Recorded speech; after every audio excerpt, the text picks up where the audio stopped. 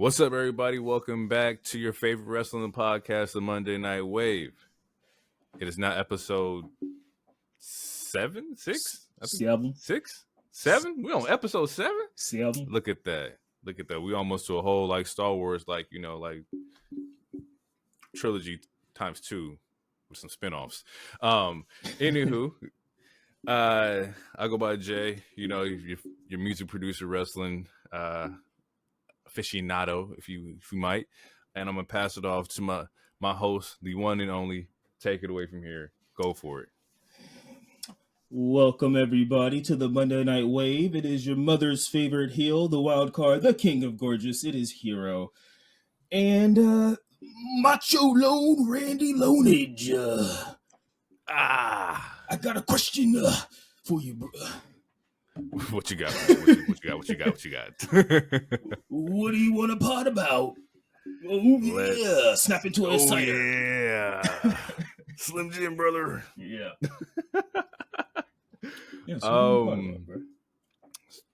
This week's wrestling question. I sent this to him last week, and it's best wrestling heels. So we're gonna go over our 5 favorite wrestling heels. Yeah, I would pass it to you, but you got 12, so we're gonna hold off on you. I'm gonna get my 5 off, and we're gonna dive into your 12 real quick. Absolutely. Yeah. Best heels. This is all not speculating. This is all what you thought was like the dopest heels, no matter what era. For me, number 1 was JBL, John Bradshaw Layfield. Nice. Anybody who can do a promo about the Mexican border is a heel for sure. He made me hate stocks. I didn't even know what stocks was. Man.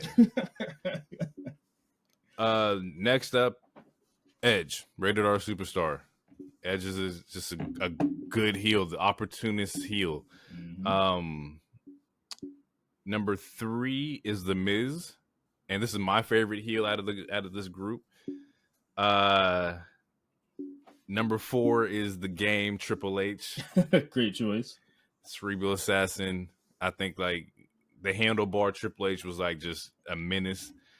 And then 5 is tough because it's tough. I don't want to give it to him, but he's doing a great job right now. And it's your tribal chief, Roman Reigns. Ooh, that's good. Okay. He edges out Randy. Randy was my number 6, but I'm gonna go with tribal chief to round it off the top 5. That's a good team. Yeah, good selection of 5 heels. Okay, so the reason I have 12, okay. and now I'm glad I do, because there's actually we share some picks, but that's not that much surprising. We gel. Anyway, the reason I have 12 because at first I was like, it's International Women's Day coming up. It was yesterday, and I was like, I wanted to show some ladies some love because we haven't had many ladies, right? All right, in the questions. So I was like, I was making a list, and then I had so many honorable mentions, it just became 5 and 5, and then I have 2 other 5 women, 5 men, and then I have 2 tag teams. Okay. God damn. All right, yeah, let's go. All right. So, and I based this on, for me, I was basing on I'm part of it, half of it is like the child version of me where it's like, did I hate this person? Like, I legitimately hated this person. Well, not even just child me. There's just times where it's like, oh no, this person's a good heel. I legitimately hate them. I hate seeing them on screen. I hate seeing them win. I hate their fucking smug look. I want them to lose. And then also just people that I fucking love. And yeah. So I'm gonna start off. I'll start off with the men since we have some of the same. I had Triple H on mine. The game was. Yeah. I hated him. I'm not even talking Reign of Terror game. I'm talking like China, and then as soon as he got Stephanie game, he was beating the shit out of the Rug. He was beating the shit out of Mick Foley. I hated it. And then when him and Stone Cold linked up for the 2-man power trip, I hated it. It was great television, but great TV. As a kid, I went to sleep angry a lot of SmackDown nights.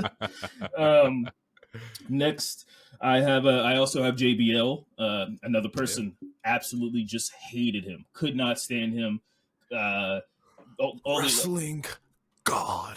yeah, all, all the shit. Yeah, all the shit he did to Eddie Guerrero and then John Cena. Man. I was like, bro, yeah. I couldn't wait for Dr. Economics to whoop that ass, bro.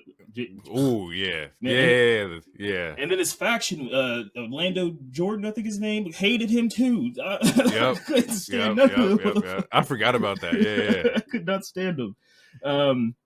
Also, I have The Miz. I love The Miz. I hated him as soon as I got back into wrestling, and then when I understood like what good heel work is, what good ring work is, what a consistent two-time Grand Slam champion with massive balls. Like when I noticed what that was, when I saw all that, I fucks with that. Got to go with the Absolutely. Miz. He won. Miz won.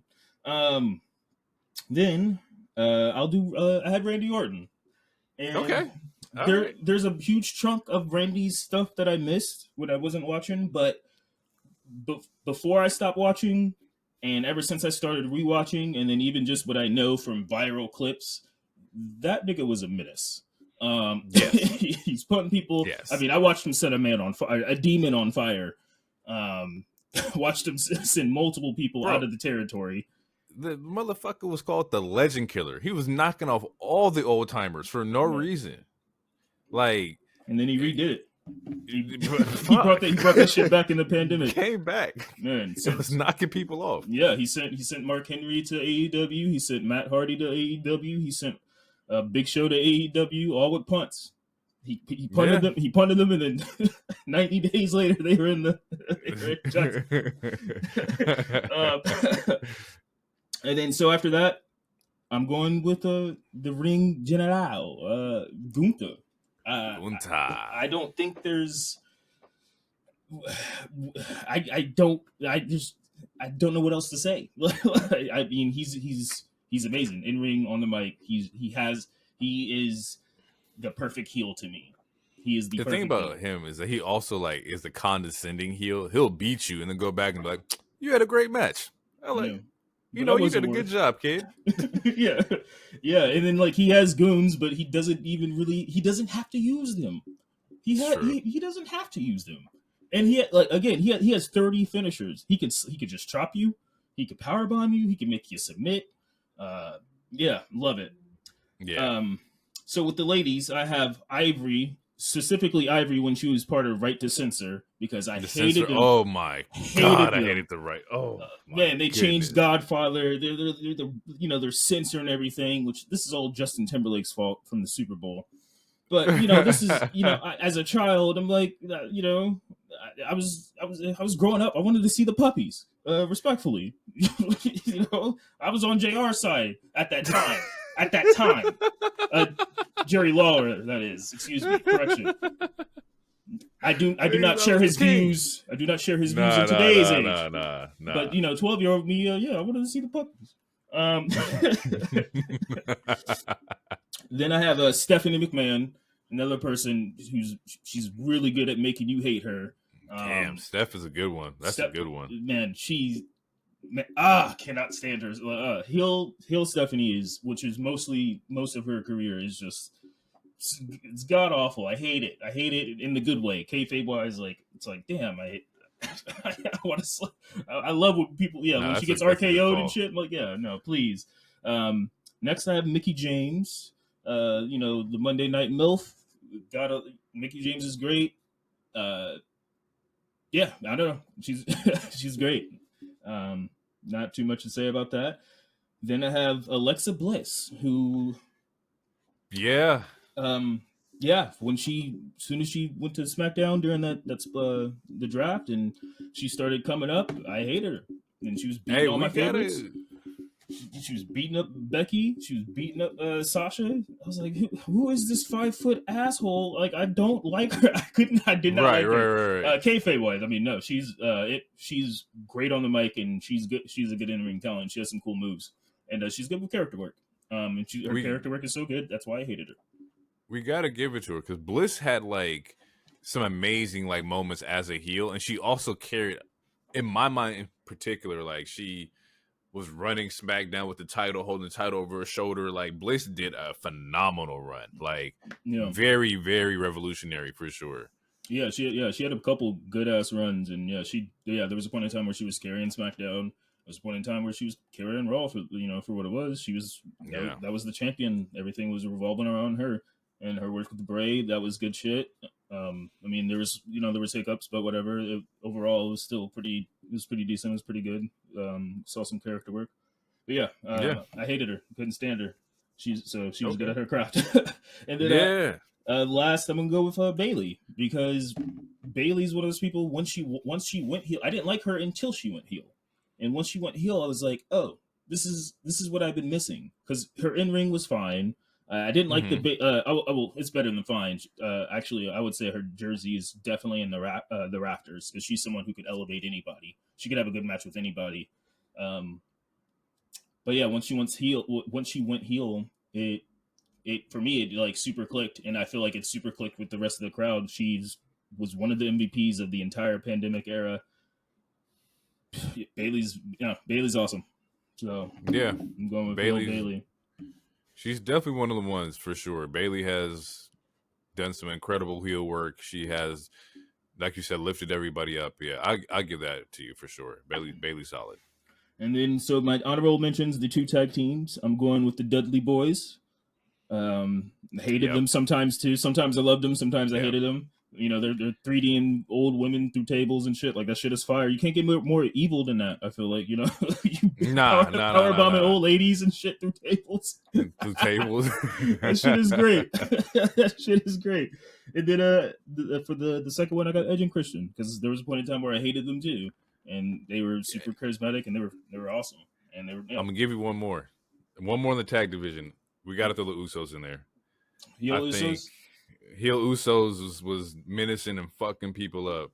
It was good. Um, Lockdown. yeah, when the Usos would have them battles with New Day and they like they heel bag, like yeah, Uso Penitentiary, all that, like they was solid for sure. They was doing some good shit. Yeah, I like the Edge and Christian, absolutely. The Cheeseheads are great on the mic. The Deli Boys for sure with the throwing everybody through tables. You know you a dope tag team when you got like a younger brother named Spike who also is part of the heel shit. Like you can't discredit the Deli Boys, bro. Deli Boys is phenomenal. One of the best tag teams for sure.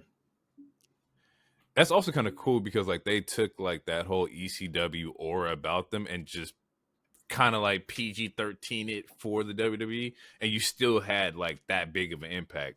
Like they weren't delis coming out from ECW where they were like, it's everything is tables and barbed wire and steel steps and shit like that. They figured out what could work in that realm and just ran with it. Yeah, and they gelled well with Edge and Christian and the Hardys.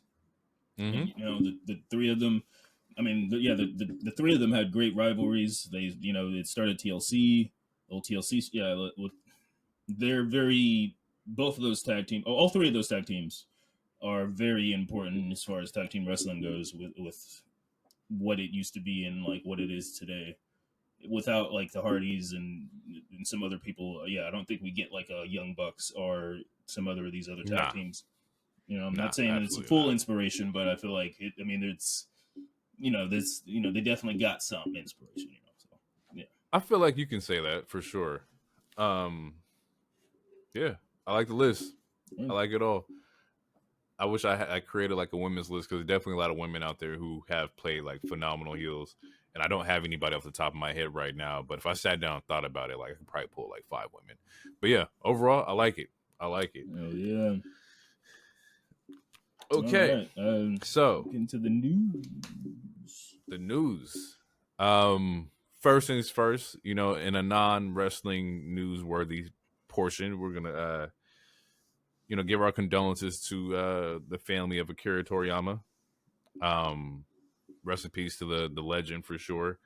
Everybody in the world was affected by this. And I won't say everybody, but a good portion of the people I follow and the people I'm homies with, like everybody took this one a little straight to the chest for sure.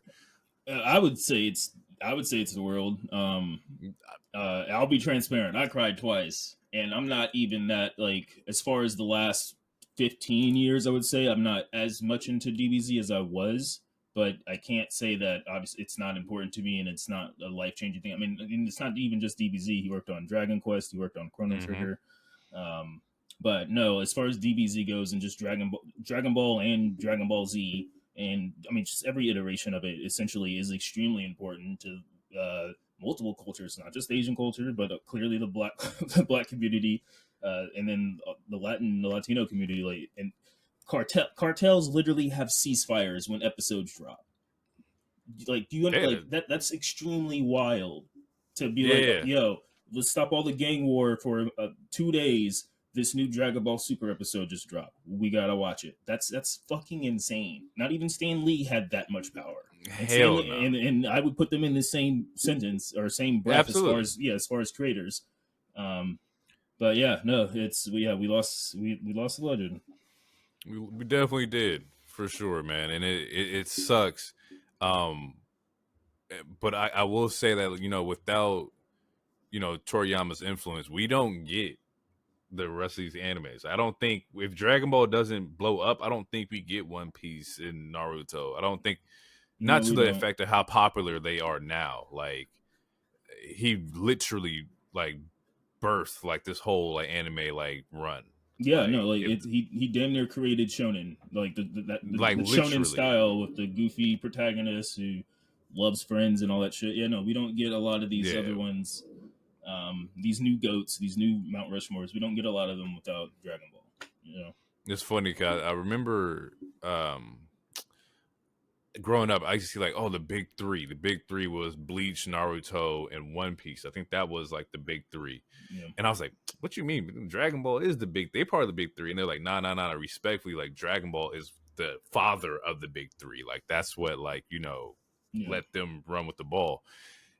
And I didn't understand it like younger. I was like, well, yeah. But then as I got older, I just started seeing like, bro, it's like he literally Toriyama is like high key, he like Wayne. He like Lil Wayne to like the rap world. Like everybody done took something from that man, and you can see the influence in the way that people like, are. Um, if I was gonna bring it to like the rap world, that's how I would like compare it, that like he's just that great of an individual. I mean, I don't know if that's a good comparison, but to each their As far own. as artistry, as far as like artistry, and like, you don't get like, the influence of the younger generation without Wayne, in my opinion. But that's just me. Yeah, that's a fair point. But no, yeah, you're yeah, his influence, his impact, yeah, no, it's global. It's global. It's on news channels from in different languages. It's everywhere. Like, you can see threads of like the influence in just other TV shows, like Powerpuff Girls has a reference, or Mm-hmm. Simpsons has a reference. Like, there's Kids Next Door has one of my favorite references. So like Yeah, I remember that. like Yeah.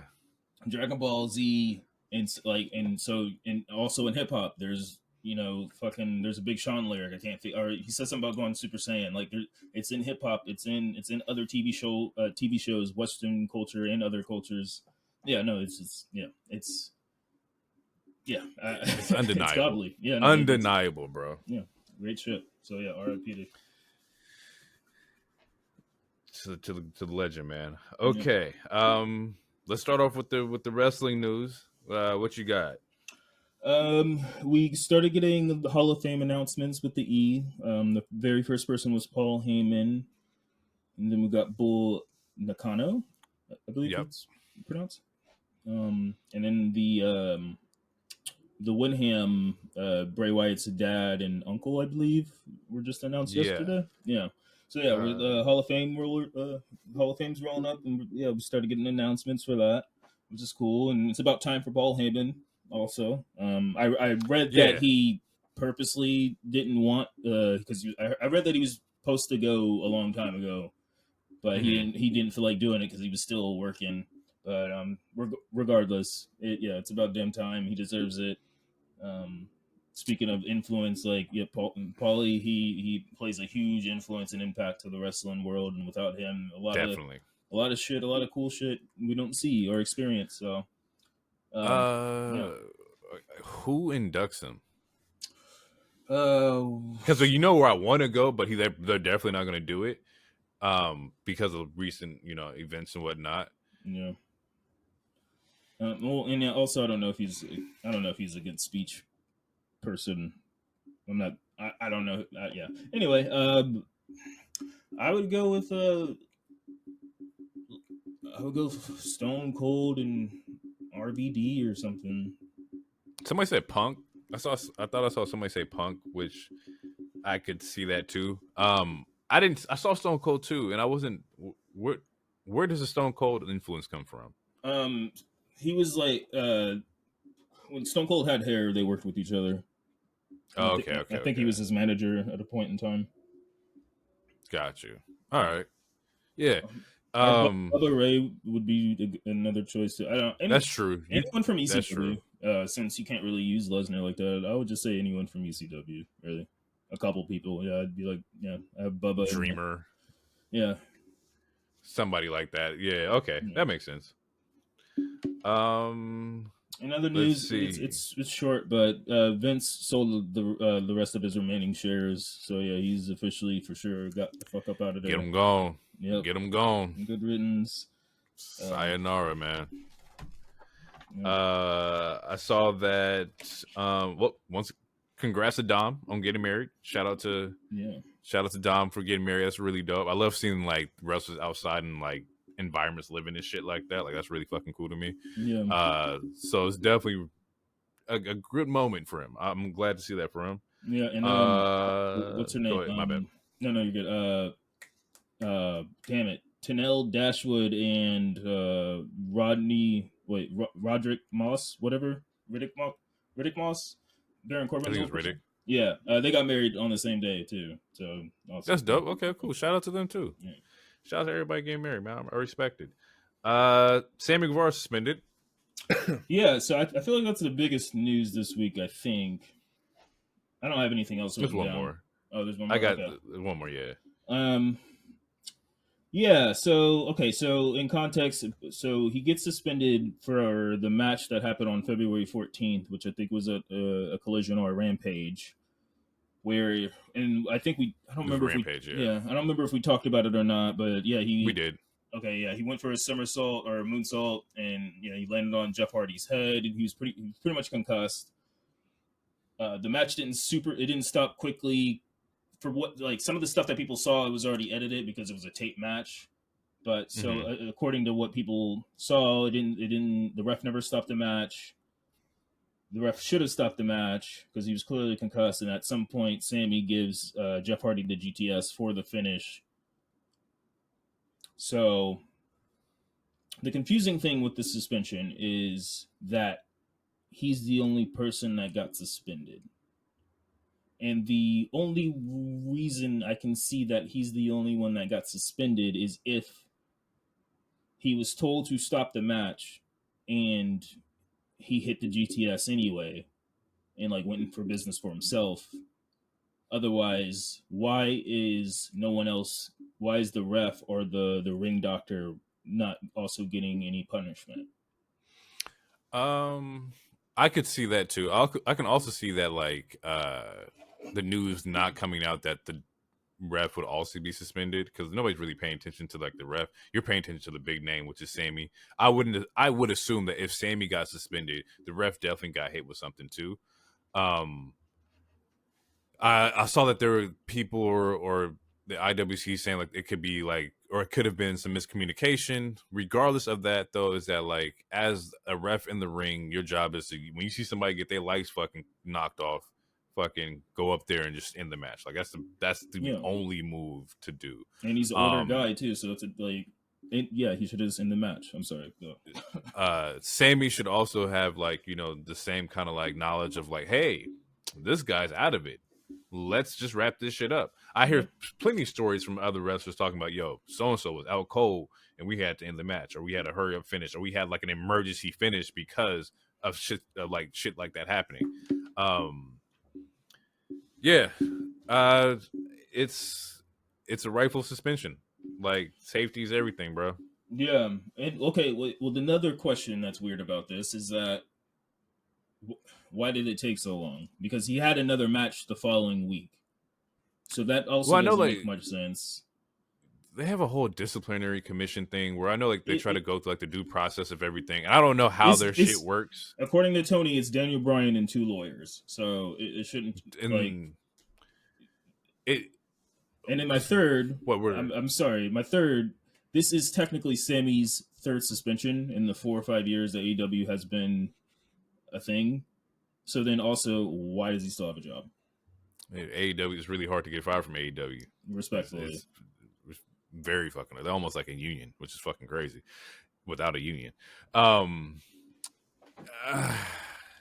respectfully, you could be right. To where I don't want to see anybody lose their job. Yeah, and I'm not asking just you in general, to have yeah, the like, answer. You know, I'm just. This is me asking out loud. I'm sorry. I just want to make sure you understood. Like, I'm not. Yeah, I'm not no, trying no, to ask you the hard question, but no, like, how come Sammy got a job? Why don't you tell me? I'm like, I don't know, nigga. Yeah. Fuck. But I can only assume that like he... I can only assume, man, that like it's just potential maybe. I don't fucking know. You got to learn. But I seen shit like this happen in the E, and it's like you don't see that person again for like months, bro. Like injuries happen, and they send you away to the shadow realm. Like, and respectfully, because you got to like train up, bro. You can't be out here hurting people. Like that's just what it is. No matter how extreme you want to be, like we're not like trying to give people concussions and brain damage and shit like that. Yeah, and like I don't. This isn't wrestling court. Like I heard there's like a 3 strike type of thing, and I'm sure that doesn't apply anymore in today's wrestling age. And I'm definitely not trying to insert the law of 3 strikes as far as like that old ass movie. But again, 3 suspensions in 4 years is wild. And it's all suspensions from like either fighting, concussing a nigga, or his sexual assault comment. So it's like, I don't know. At some point, something has to be done, and it can't just be a month off of TV. Is all. And I'm also not trying to advocate for fire this guy either. But at the same time, I do want to know, what are we doing here? Yeah, I'm trying to think about like firings that have happened to like certain superstars and what like the reason was behind them, and I don't see a lot of, or I can't remember a lot of people getting fired for like injuring of other superstars. The shit that I do see is like what people have said, like when people go on the internet and say the craziest fucking shit, and then they get fired. I remember I think it was fucking Brian Kendricks that said some shit. He had an AEW match, said some shit, and was like gone. So I don't know. Maybe an old Twitter thing came up for him, and then Riddle, or some Riddle, shit like he that. had like some drug stuff, and also he had that one weird video at the airport. But, yeah, so like it takes a lot for certain wrestlers to get fired. Usually not in ring stuff, but who am I? I don't fucking know. Yeah. Last bit of news I got. It's not even news. It's just more so like. I guess it's news. So they dropped the the WWE the 2K is 2K24, right? Mm-hmm. And they posted on Instagram the picture of Rhea, Cody, Bianca, and then that was led with like a lot of fucking racist comments towards Bianca, which that shit don't slide with me. I hate that shit. That's just like fuck at her with that. And a lot of like people were just talking down on like her game, her accomplishments, like she ain't one of the ones. Like, come on now, we're not doing that. No, she has a Hall of Fame career as far as I'm concerned. Like, what can you say about Bianca that's bad? Nothing, bro. Like, personality's great as a regular human being. Personality is fucking amazing. In-ring ability is fucking great. Mic skills is great. Ring gear is great. She can wrestle her ass off. Physique is amazing. Why you hating? There's nothing to hate. If you hate Bianca, it's only because of one thing. And I'm just leave it at that. Yeah, no, facts. I mean, yeah, facts. It's just, like, it's just weird. I mean, fuck racist people. I don't even. It's one of those weird ass racist things. Like, why are y'all even like? What is it? You guys are mad about a cover that has already been announced like forever ago, bro. it doesn't make any sense to me. Like, damn near her and Rhea's career are like fucking identical as far as like, you know, the elevation that they bring into like the division. Um, and if I'm not mistaken, like didn't Bianca hold the title for like a year? What isn't she also like undefeated at like Mania too? Like she Yeah, has like she's undefeated at Mania. She won a Rumble. She's won a Chamber. She has multiple accolades. like come on now, we're not playing this game, bro. Fuck out of here. Yeah, It just brought back like some like just nasty thoughts about that I've had about the wrestling community and like being in the crowd. I think the last Raw we went to, or the Raw I did go to, the crowd was not, they wasn't fucking with Bianca. And it was like, damn, bro, this is really how it be? Like, this is crazy. This it's nuts to see like the crowd on like the camera and TV at home watch like, oh, it's booming here, but you don't really get to hear like how they feel about certain people. And that was like a wake up call for me. But either way, Bianca got my support 130%. She's the EST. Fuck what the fuck, you know, the haters talking about. Like, keep doing you. Like, you great. Amazing. Period. From there, that's pretty much it as far as like the news that I got. Yeah. Yeah, we can get into Raw unless you got something. No, I'm ready. All right. So let me see here. Because doesn't like the like Raw kicks off with Cody opens the show. Cody. Yeah. And he blessed us. He's talking shit about The Rock's promo. And he's like, oh, yeah, yep. he blessed us with a director's cut because, again, yep. there's a 14-minute, added another, like, 6 minutes. Why? Who knows? And then, essentially, Cody's pointing out that Rock is pussy because he's trying to change the stipulation. I challenge you to a 1v1. Now you want to bring your cousin into it? You essentially, yeah. Ducking the smoke, ducking the fade, yeah. You duck it, yeah, bro. And then Seth comes out. They both say something about that PowerPoint, which is hilarious because I said multiple things about that bullshit ass PowerPoint. But yeah, Cody. So yeah, Cody essentially explains his what The Rock said in the promo last week, explaining his POV of how that one SmackDown happened of replacing him in the match. Cody was like, yeah, you did give me that call, but it wasn't until that bullshit PowerPoint and you saying how your family's better or whatever. Yeah, I was like, yeah, this is some bullshit. Seth then explains why he wants to do this tag match, why he's down. Ask Cody if he has his back,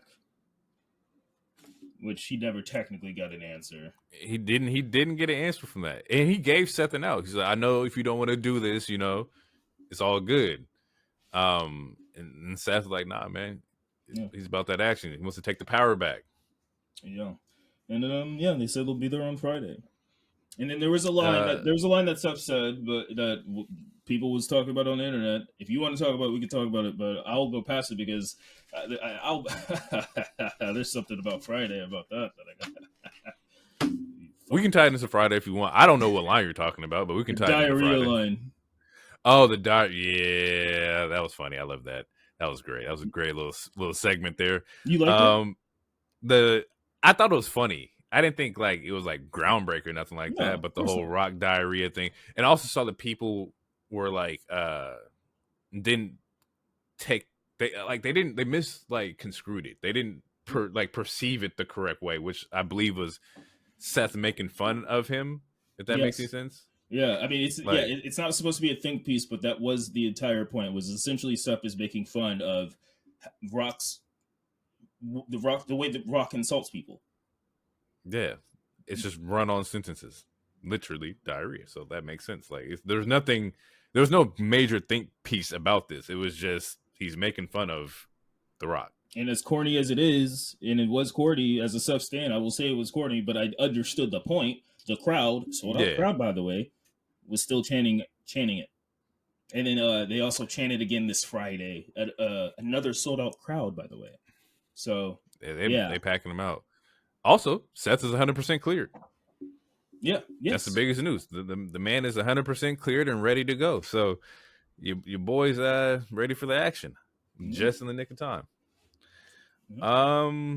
First match was Gunther Dom. Yeah, Dirty Dom versus Gunta, baby. Gunta. I actually enjoyed this match. This was a really good like opening match for, in my personal opinion. I thought it was pretty cool. I knew that, of course, Dom's not gonna win, but Dom's out there performing for a little bit, and then Gunther exposes that chest, and it was chaos from there. I was like, I ain't never seen a man get thrown into like the corner and get your whole shit like ripped open, and he just fucking smacking your chest. Like, yeah, it was like, damn, bro. Yeah, no, he was beating the shit out of his sternum. For real. Nah, he was fucking him up, yo. This was one of my favorite Dom matches, and shout out to Gunther. Okay. But no, yeah, Dom was working, and he was. you kind of, it's funny because at the entrance you knew what it was. Gunther never comes out without a coat. He was on a mission. Oh shit! He was on a mission. Yeah, he was coming to wax that ass, but there was no. Yeah, there was. Yeah, there's no ifs, ands, or buts. Also during the match, cool thing, Cole shouts out the Sting retirement. Yeah, he did. That was. I like it, man. The tribalism that shit don't mean nothing, bro. Everybody trying to make money. Oh yeah, Vince is gone, bro. It's forbidden door type shit, Yeah, let's do it, man. Let's fuck some shit up in the wrestling world. That'd be kind of cool. Even like Pat was like, "Oh, the match was like great," and like so everybody's in tune, bro. Everybody's watching the shit. It's your favorite wrestler, like, or somebody's favorite wrestler in that company. Of course, you're gonna check it out. Plus, your best friends also work over there, so. And he's a legend, so all for it. Come on, bro. It's Sting, bro. Yeah. Dom has some good chops in this match. He tries to outchop Gunther, which is crazy, but he had some good chops. It was loud. He was hitting them. Gunther was eating them. There was two where he's like, "Ooh, that kind of stung," but they were good chops. They were loud. He's like, "Oh, he's slapping this." Okay, yeah, like he was still being the chicken shit heel. But at the same time, he was showing a crazy amount of heart, which was really cool to see for me, or at least that's the way that I perceived it. Watching the match, where it's like, yeah, he's still playing the chicken shit, like, because there were still times where he's like running out of the ring and threw a big head in front of him and whatnot. Mm-hmm. But then there was moments like the chop and a couple other moments where he was showing some heart. It's like, when the world finally stops hating you, I can see the next babyface run. But until then, which I hope is not anytime soon, I like this. I'm liking what I see. Yeah. And that just lets you know that it's just predominantly based on who people are working with and like their ability to like perform certain like, feats and whatnot. And sometimes all you need is somebody like that. You need a Gunther, you need a Sheamus, you need a Drew, you need somebody who's going to take that out of you, and so you can like showcase that to the world. Like, I completely respect that. That's really fucking cool. Yeah. I wrote Gunther chopping the fuck out of Dom with the ripped vest. I did write that as a note at some point. Bro, the ripped vest part was the funny part to me, because like the shit was just hanging all out. Like everything was all exposed. Like you could have took it off and been like, I'm gonna take my shirt off. No, he left it on. It kind of looked like just like some kind of like anime fight. It's like, or like, when a superhero gets their ass whooped and like Spider-Man's mask is all half ripped and shit. There you go. That's what it is. Yep. It's like watching Invincible and Mark getting the fuck beat out of him. Oh, like, man. That's what that is. That's an everyday occurrence. We get a little promo from Damage Control talking about like they scouting the competition on Raw. Wait, real quick. There was one more good point about the Gunther match. Oh. So there was a point where Gunther had him for the pin and he stopped it, which again is how you knew that he really wanted to punish. Like he was trying to beat his ass.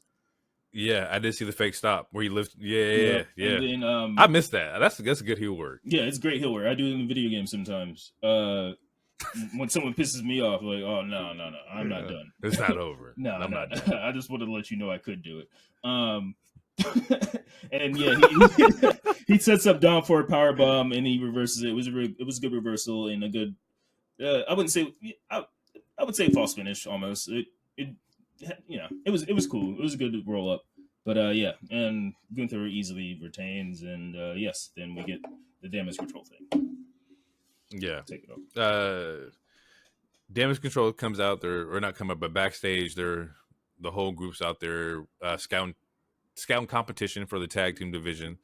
I believe, was it Baze and Zoe has a match. Yeah, on this Raw. Baze. Yes, Zoe and Shayna. They fight the EDM ladies, which was Yep. it was a good match.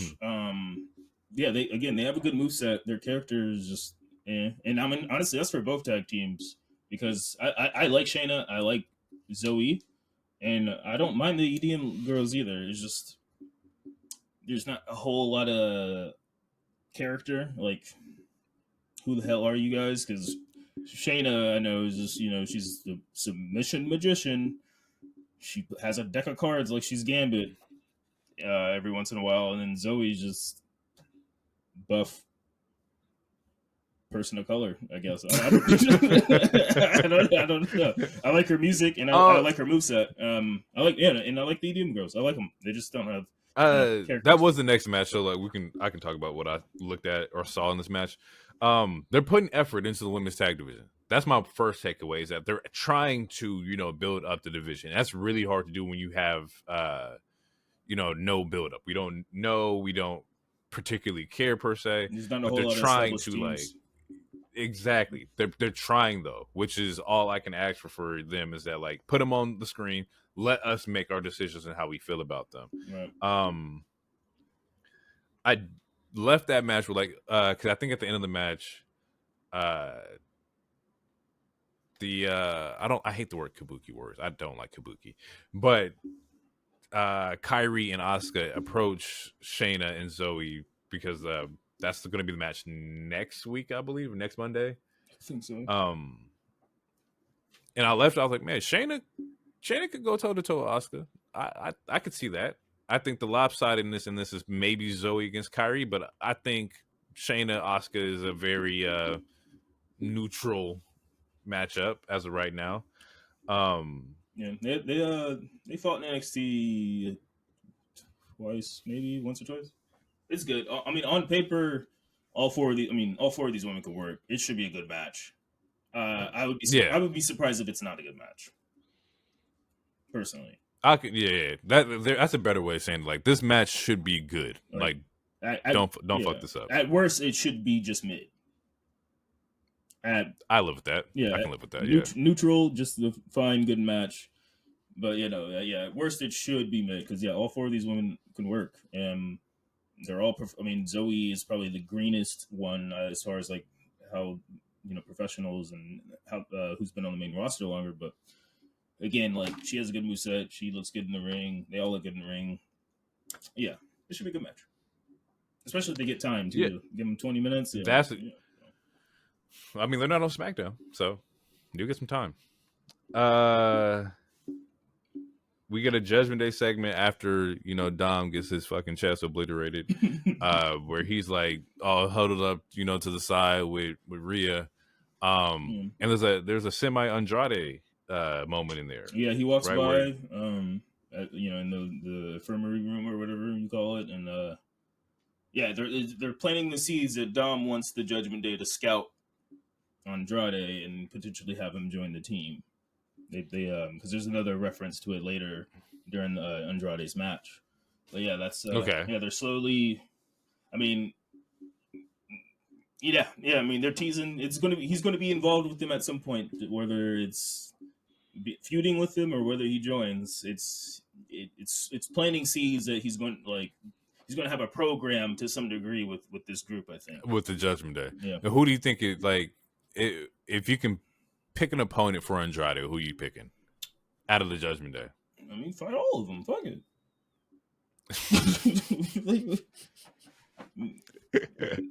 I mean, if I'm Judgment Day, if you got beef with one of my niggas, you gonna fight me too. Isn't that the whole point? You will be judged. You will be judged. All rise. I think the easy answer for me is like Andrade Finn. But I honestly think the left field answer is Andrade Priest, and I think that'd be kind of cool to see too.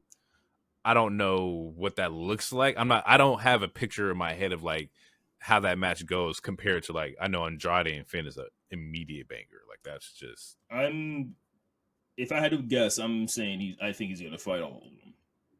yeah. He's for sure fight. He's for sure fighting Dom. I feel like because Dom is the one trying to recruit him. So I feel like that's in the cards. Yeah. And also Rhea and Charlotte fought last Mania, so there's storyline implications for that also. Technically, that's good. And then I like that. Then Finn would be good. Yeah, Finn would be a great match too. But since he's technically in the tag team, I would assume his first two matches would probably be with Mr. Big Head and then Dom. Yeah. Look at you booking it out. That makes sense. I see it. If I had to guess, I mean, that's just a guess. And then Dom, he's probably gonna be gone for a couple weeks on honeymoon, so maybe they'll, the next couple of weeks we'll still get some like random moments where they're like watching him, but they're like trying to talk to him, but he's only cool with Dom, so he's like, nah, I ain't really talking to y'all niggas. I'm gonna wait till Dom gets here, and maybe shit still doesn't gel or something. I don't know. Yeah, I can see that. We get the next match is Nia versus Becky. Yeah. Or do you have something before that? No. I think that's it. Yeah, I have that. Yeah, Nia versus Becky. Cool. It was a cool match until the ending, which the ending was predictable, but I hate it. Yeah, I wrote down a couple good spots, but yeah, it was. I would say it was a fine match. It was a good TV match. I thought it was dope. I thought it was a solid like pay-per-view level banger. Like Nia's once again has on this phenomenal run of who she's wrestling with. I completely forgot about the whole Liv angle until she came out and interfered in the match, and I was like, "What the fuck?" And I sat there. I was like, "Oh yeah, Becky did fuck over her match, so it's only right that I fuck over your match." Mm-hmm. We're continuing the story, which sets up Becky versus Liv next week. Which Nia's probably going to interfere in that. Man. Oh, y'all thought y'all were going to fight together? Nah, I'm going to fuck both of y'all up. I would like to see Liv get this dub, but I don't know if that would make your challenger look good if Liv gets a dub. No. I think it'd be kind of dope. Unless you do it the way where the Nia interference, Liv gets the pin from the Nia interference. But even then, like, I don't know. No, you can't have Becky lose. Like, she has to remain on fire right now. Yeah, she has to, if she lost, it has to be to DQ. It can't be because she got pinned or she taps. Otherwise, people are going to want that whoever does that to her, they're going to want her to be added to the match because technically you could argue, wrestling terms, you could argue, I beat the number one contender, add me to the match. You could argue that. So instead of avoiding that whole possibility, you cannot have her lose anything. Unless you really want to add somebody to this motherfucking match, which I don't think you should. I'm a man of chaos. Go ahead, do it. Bring back Taboo Tuesdays. Let me vote to see who's gonna be inside the match. Just gotta like shit like that. I like having an idea in my head to where it's a 1v1 match and then it turns out to be a triple threat. I'm okay with that. Sometimes it works. Sometimes it works like that. Sometimes it works.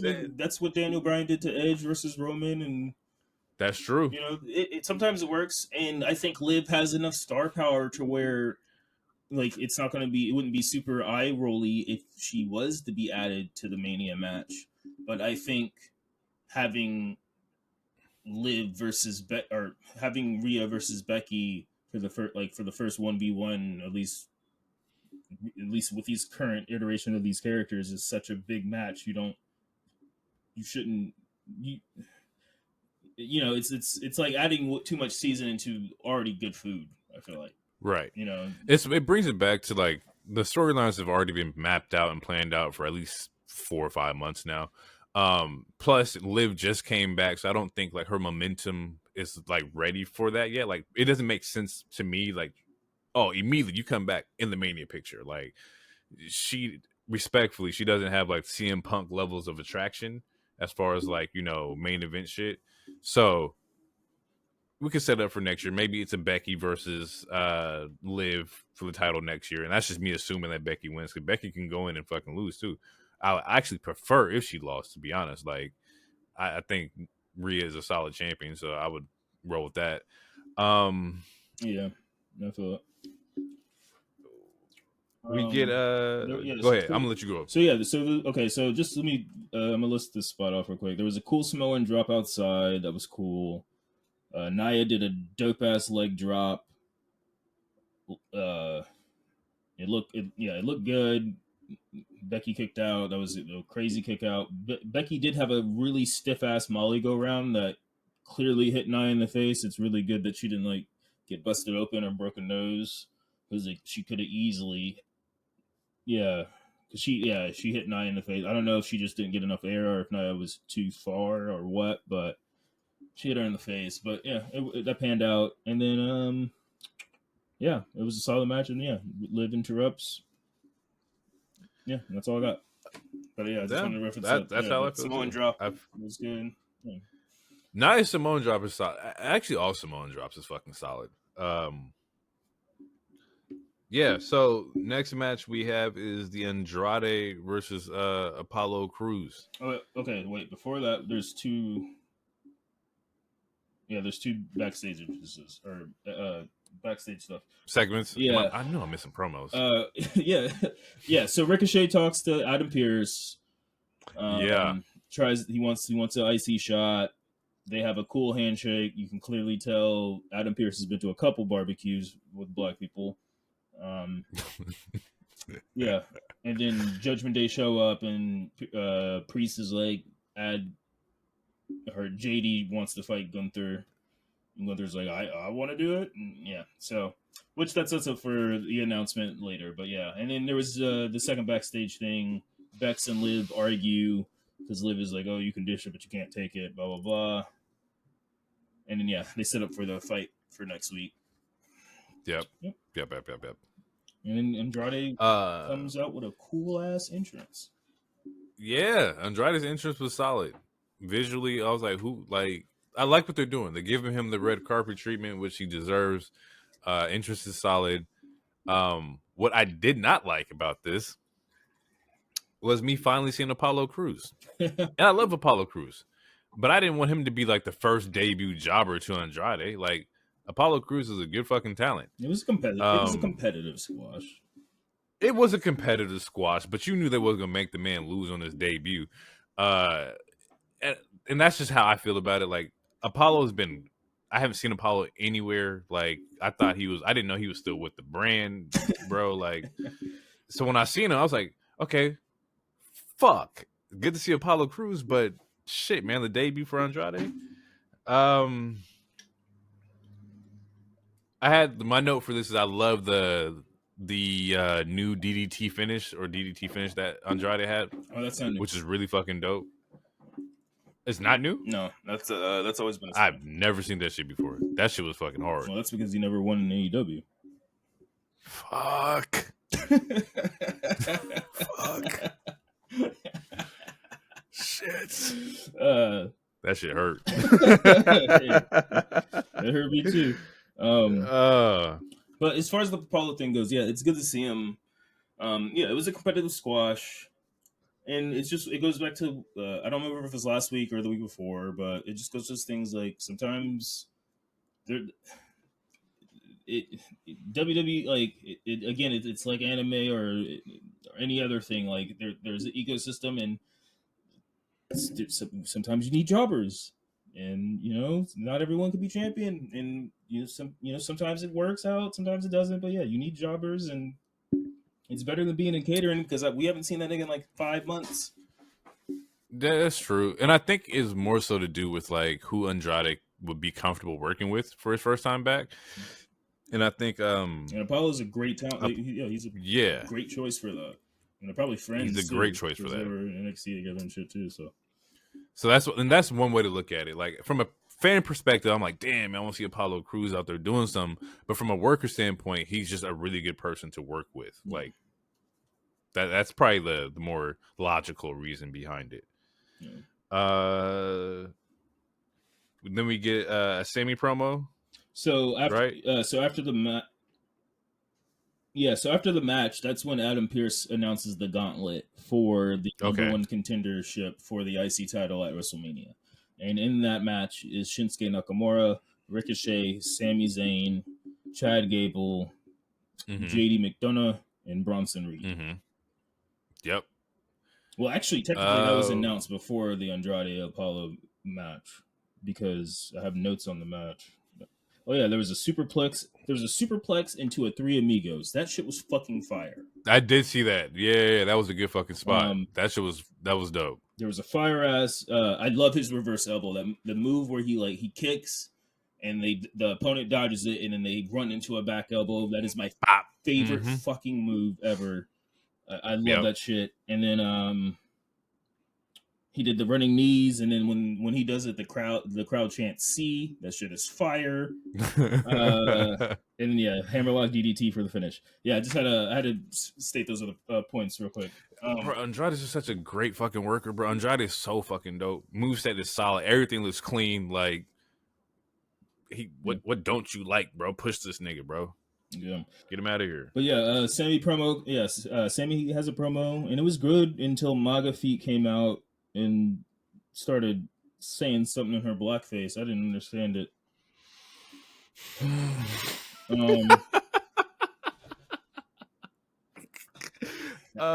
Fuck. It was weird. I got some shit from the Sammy pro. I had to plug my nose because I could smell her dreads from my TV. Vinegar and honey doesn't work, sweetie. I'm sorry. Oh fuck, bro, that's funny. And you know what's crazy is that, like, this is side tangent. I did a deep dive because the shit you be saying, I'm like, there's no way it's true, right? And I go on these deep dives and I find everything you say. This fucking facts. Hey, bro, I ain't gonna cap you down, bro. You know, she's fucking batshit crazy. She out there throwing out some shit. I saw it. I was like, oh, it all makes sense. There's truth in my, as The Rock would say, I be speaking gospel. You know what I'm saying? Speaking gospel. I mean, no, there's truth in the gospel. There's truth in my hatred. You know what I'm saying? I don't fair. Hate for no reason. Sometimes though. But I wanted to say real quick, I love Ivar, but he has a and I want to know how you feel about this, or I'm gonna ask you this, I guess, and then I want you to pay attention. But Ivar has a similar problem that the Ivy Niles, the pit bull of the Creed brothers, she has this problem. Trish Stratus currently, or her last run last year, she has this problem. They sound too nice, even when they're trying to sound aggressive. So it's just like they're trying to say something mean, like I'm gonna hurt you or something, but like their voice is so nice. Like everything when Trish was healing it up against Becky, all like she's saying some rude shit. She's saying some rude shit, but it sounds like it's coming from a loving mother. So it's like it's hard for me. It's hard for me to be like for me to have to have the fear of what the heel is saying, or because it's like, you sound so nice. I want you to bake me cookies. Like, and Ivar sounds like that too. Like where it's like he's like, he's trying to be this crazy Viking, but when you hear his voice, he sounds so fucking nice, and it's like, bro, I want to give you a hug right now. Like, you sound super nice. Like, that's so fucked up. But I can hear it. It's weird. I don't know. And Ivy Niles has a thing with her too, like where it's like, she's buff as shit. She's jacked as shit. She could beat my ass. She looks intimidating, but when soon as she starts talking, and it's like, oh my god, are you my auntie? It's the same. Can you be my aunt? Oh my goodness. I feel the same way with like Nat. I feel like when Nat's in her heel bag, she does the same shit too. Where it's like, damn, like you're supposed to be saying this so aggressive and mean, but it's just not coming over that way. Part of that's because she's like, Canadian. I don't know where that ties in, They, but they're very empathetic. Sorry. Sorry. Very Fuck, passive that's funny. aggressive. Very passive. Yeah, I don't know if you should do it Shit. that way there. I think, oh man, you should be doing it this way. I don't know, eh? See, what you're doing wrong is Oh fuck. Okay, so basically Ivar just has these, he sounds like too nice of a guy to be a heel. It's kind of like Ralph from The Simpsons doing a mugging. Like it's just not going, it's not coming across very well. I'm in danger. Yeah. I'm in danger. Give me your money. But I love Ivar. Yeah, Love Ivar. I can see that. That's not an insult at all. That's just like, man, like if you close your eyes and hear him talk, what he says does not sound aggressive based off of how he talks, and it's because he has such a nice voice. It's like, dude, I want to buy you a drink. Tell me about your problems. Like I want to hug you. let's talk this out. Yeah, yeah. But cool shit. Sets up for a match later. Then is this where we get like we get canned? Go ahead. The next thing I have is Finn and Priest versus versus Imperium. Yeah, funny. Okay, real quick. Funny thing happened. When I was taking notes, something happened to where my notebook went upside down. So my second page of my notes is completely upside down, and I have to flip my shit over. It was completely ridiculous. Okay, yeah. So the next thing. Oh yeah. So the next thing is the Candice thing. You see Finn. You see Finn and Priest setting up for their match with Imperium, but the next actual segment is Candice. Before we get into Candice, something about the Sammy promo is that, like, you know, he is in the gauntlet match, and I still feel like I don't think he should win this. I think that if he wins the gauntlet, it puts him back in like the mid-card title match with Gunther and whatnot. And if he does win this, he shouldn't be Gunther.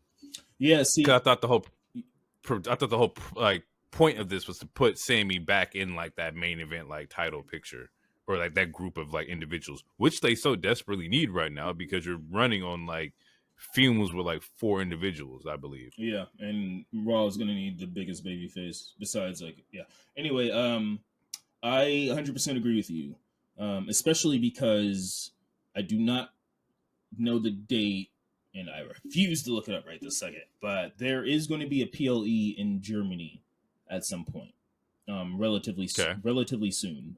So, in knowing that, I do not think he's going to lose at Mania. I think he's probably going to retain until, I want to say that pay-per-view is before SummerSlam. So, or it might not even be a PLE. I think it might just be like a big show in Germany when they're on tour. Yeah, it's in August. August? Okay.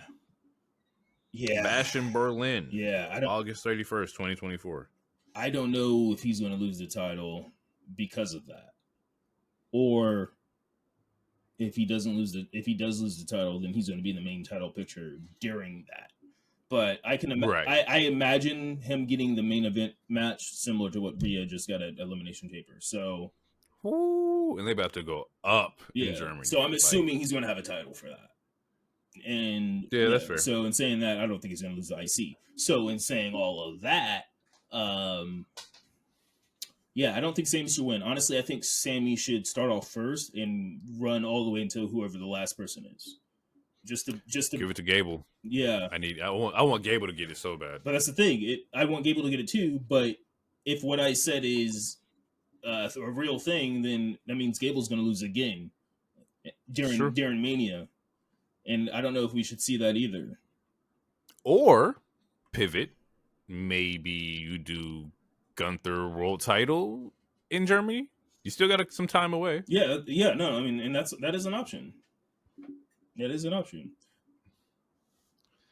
Oh man, that would, no matter, hypothetically, this is hypothetical. If you got Gunther, Cody, or Drew, it's a banger in Germany. If you got Gunther, Seth, Roman, it's a banger regardless. So it's a win-win no matter which path you decide to go. So yeah, I would I'm down with whatever. If he carries the IC all into August, fine. But if he goes into it and he's going to beat somebody for the title, also fine. If he loses, it's still cool. Like, it's still going to be a great fucking match in Germany. Yeah, it's still wrestling. Sometimes you're supposed to lose in your hometown. Sometimes. I've seen a lot of wrestlers do it, and it's just like, because you get the crowd into it. The crowd is so into you winning that, like, when you lose, you get the most natural reaction from the crowd. Yeah, but you get a natural reaction when they win too. Honestly, I think a lot of the time people lose at home, which was mostly a Vince thing, was because he's weird. He gets off to that. Oh, you're from Chicago? You about to lose tonight, and you getting jumped. Yeah, you're gonna lose your belt tonight. We get Finn Priest versus Imperium. Wait, we didn't talk about. Okay, so Candice essentially. Wait. Oh yeah, we did. My bad. Candice essentially she's essentially contemplating going heel. She's like, so and so is right. We should just do whatever it takes. And Indy's like, what? What are you talking about? And then, I think it was Natty. Natty was talking to Tegan, and they were they were all in the same room.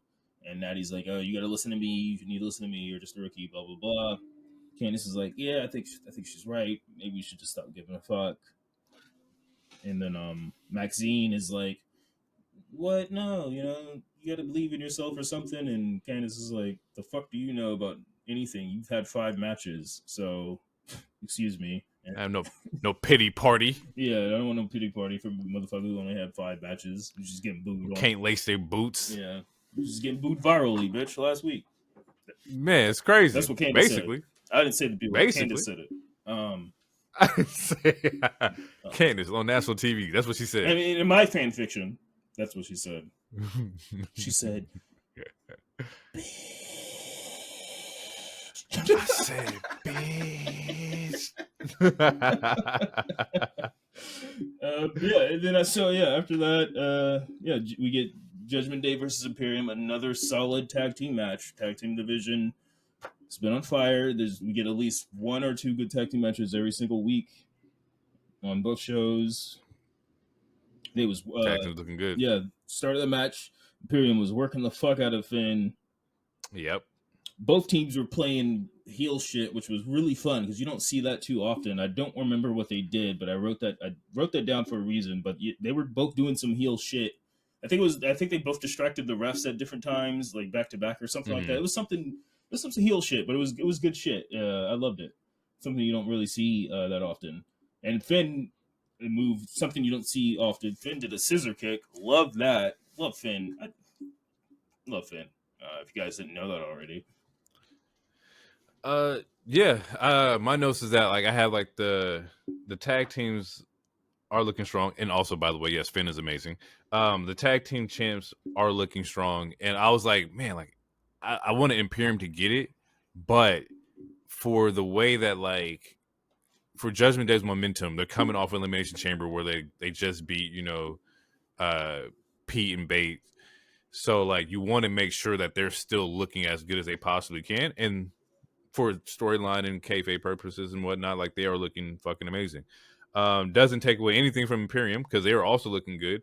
And overall, like we said before, tag team division is in a great spot. Like, we are getting what we're asking for. We're getting tag team work. We're getting teams that are, like, stables and they're together. Like, these are not like, oh, I'm going to take you, and we're going to put you together. Like, no, these are all like qualified official tag teams. So yeah, I like it. We're getting back into real wrestling, man. Like real tag team wrestling at least. There was one spot where where Priest says time to fly, Prince. He jumps out the ring, and then pretty much after that we get a clothesline, South of Heaven, Judgment Day retains. Good shit. Then during commentary, Cole talks about the Heyman induction. And the reason I wrote this down was because when he's talking about why they're inducting Paul Heyman into the Hall of Fame, he name drops Taz and I think it was JR. He name drops 2 other people that are working in AEW, similar to the Sting shout out. So that's why I wrote it down because again I thought it was cool. Like in this new regime, they might act like AEW doesn't exist, but they don't act like previous talent that used to work for them don't exist. Because you can't erase the talent, bro. We all know, like, we all know what JR's contributions to WWE is. Like, fucking, by God, Slobberknocker. Like, JR is fucking a staple in all of wrestling. Same thing with Taz. Like, you know, from the Suplex Machine and Taz Mission and Hardcore Championship. Like, you know who these people are. Like, but to play like the whole I don't know them, I'm not going to speak on them kind of thing, is fucking fucked up. With the exception of one person, and actually two people. They can both like fuck off. Yeah, because one of them can't dress, and his name is Swerve. No. Oh, you were talking Swerve. about, I won't know. You were talking about the people. Oh yeah, the redacted. Yeah, redacted. Yeah, criminals, nasty redacted, men, nasty men, nasty men. Yeah, redacted criminals not named Swerve. Hey, criminal look, man. fashion. I just want let's do a trade off one day. Swerve, I know you got a pod. I love to come on. We're gonna bring him too. Bring Hero too. We can squash this out right now. Okay. Oh my goodness! I mean, I don't know what to say. I don't know what to say. That. Look, he gave you some merch. Y'all both we brought the merch. We can squash this. You know, I'm all about like black men. You know, squashing beef. The beef doesn't go both ways. He doesn't know I exist. Well, he did block me, but yeah. Maybe I don't fucking know. I don't know. With you and Swerve, I have no fucking idea. It's a Washingtonian for you. Wait, you're not from Washington, are you? No. Okay, I'm cool, from cool. Yeah, no. I was gonna say, oh man, this is awkward. Washingtonians, Tacoma. Washingtonians. We get a Drew promo, right? Yes, we get a Drew promo backstage. He calls Seth a spotlight junkie. Another drug reference, back-to-back weeks. Gotta love it. Turn that shit Hopping up. from comeback to comeback. Man. From CM Punk to Cody to The Rock. And I was like, damn, man, they were pimping Seth out. Like, for every main person coming back, they was throwing him out there. But, once again, Drew's not wrong. And he's not entirely fully right, but he's also not wrong. Yeah, so then after that, well, before the Sammy Ivar match, there's another backstage thing. Yeah, again, I don't know if we talked about it twice, but there seems to be a rhythm. It's like 2 promos or 2 backstage segments match, or 3 backstage segments match. It, like, reading it on the notes, it feels annoying, but watching it as a show, it feels super cohesive and fluid. And again, there's been time. Yeah, it's been easy to watch these Raws the last couple months. It hasn't felt like a chore, even though there's been times where I had to go to sleep early, but it hasn't felt like a chore. Does that make sense? Yeah, like Raw has been a lot easier to digest. And I think for me personally, when it comes to like the promos on Raw, is that if they're all tied to like the same storyline, I'll just choose the best promo out of them. Like, and just remember that. Like, so I've watched the entire show and I remember like, you know, promos that happen when you like, oh yeah, so-and-so said this. I just won't write it down because it's all correlating to the same storyline. Like, there's 2 Judgment Day promos. There's a Becky Liv promo that's happening. And I know what the fights are, so I'm just not going to pay attention to them going back and forth and wasting 7 minutes. I mean, personally. Yeah, no, you said some stuff. It didn't relate to my question, but no, I understand. You don't. Oh wait, my bad. No, you good, but you don't like hearing niggas talk. I understand. It's crazy. You have a co-host, but I'm joking. Okay. Shots fired. Yeah. So before the Sammy Ivar match, we get another backstage thing real quick where Rhea goes face to face with Did I say Rio? Rhea goes face to face with Io, and she's like, "Stay out of my territory." Stay out of my territory. Yep. And she's just like, "Ooh," and walks away. Which they have good chemistry too. They do. Yeah, love to see it. And it's 2 heel women champion and 2 really cool. This is a tangent, but most of the everyone, well, not everyone, but most of the characters on these shows feel cool. Where it's like, I want to hang out with this person, or if this was a video game or an anime, where it's like, I want to play as this person, or that's my favorite character. Like, everyone feels cool, for the most part. There's still some nerds, but everyone feels cool, which is a good feeling. If that makes sense. My takeaway from that promo was I wish that we got more champion versus champion kind of matches, with the exception of like I think it was Survivor Series was the pay per view where they usually do that. I think They did that for a couple of years. I wish that we can get that like more often, or maybe like not even for champions, not even for belts, but just like I want to see Rhea Io at their peaks go at it, and not have to potentially wait until fucking November if it happens. Yeah. That's what I took away from it. Champion versus champion is cool. My problem with champions versus champion matches is that someone has to lose, and I feel like because of that, you can argue it as much, anyone can argue it as much as they want, but because someone has to lose, it makes the other title feel more important regardless of how you book it. The other title is still going to feel more important, so it's going to feel more prestigious. So it's just going to make, to me, it makes you feel like that's the one you should pay attention to more. So that's my problem with True. champions versus champions. Like the concept of it is cool, towards like you want the best of this league, the best of this league. I mean, that's essentially like regular sports. You got the top AFC team, the top NFC team, and that's who fight at the Super Bowl.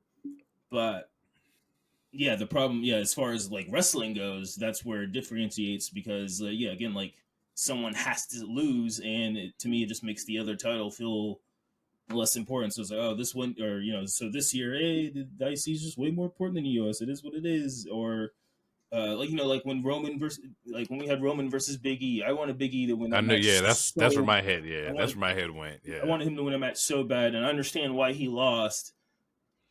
And I feel like I'd rather just have that match without Big E having the title, because then like it made his title run. I mean, his title run already wasn't that great based off of all the bullshit that happened with it. And to me, that makes it even a bigger blemish towards like, yeah, he had like one good defense. He lost to Roman, and then he lost to fucking Brock or whoever on some bullshit. And it was just, So that's that's true. And I never thought about it from like the booking standpoint as like of course somebody has to lose, but what that does to like the other like championship, it always waters ones down. And then usually the more popular champion wins. And maybe that's also just because we're so good at like knowing the outcomes of it. Like you knew E versus Chief, like he wasn't losing. Like Roman wasn't losing around that time, like at all. So he knew that like the match may have been good, but there wasn't going to be any surprises. And I think there should be more surprises in professional wrestling. I think we should have an open challenge one day. Maybe somebody gets Gunther on something, like I don't fucking know, but like just something that we can't predict, something that's not always tied into like storylines and writing and shit like that. Yeah. All right, let's get all right, so Cole and these goddamn antlers. So we get the Ivar Sammy match. Cole's going up for these antlers as usual, and she hops her dirty ass feet on the table, and she gives him the antlers, and the man got what he wants. He essentially busting his pants. I mean, and the entire time Pat is making cum jokes the entire time. Also, it was like, good lord, bro. Yeah, and the crowd's chanting for him. Like Michael Cole's getting some chants, which is great, and he's doing his best job. He's like, "Yo, I love this love. Thank you for the love, but please let's focus on the match, you guys. There's action. Right. There's action in the ring. This is cool shit, but there's action in the ring, which is cool too." He was soaking it in, but he was still being like, "Yeah, all right, come on now, let's focus on this match. There's a Sammy versus Ivar. This is a good match here." He didn't want to be too much of a distraction.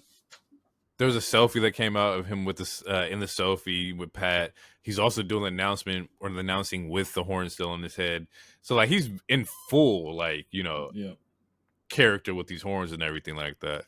And it's something that we could have added to one of our news segments, but recently, the last 2 weeks, Cole was asked and Corey was asked and someone else was asked about like what commentating is like in the new regime.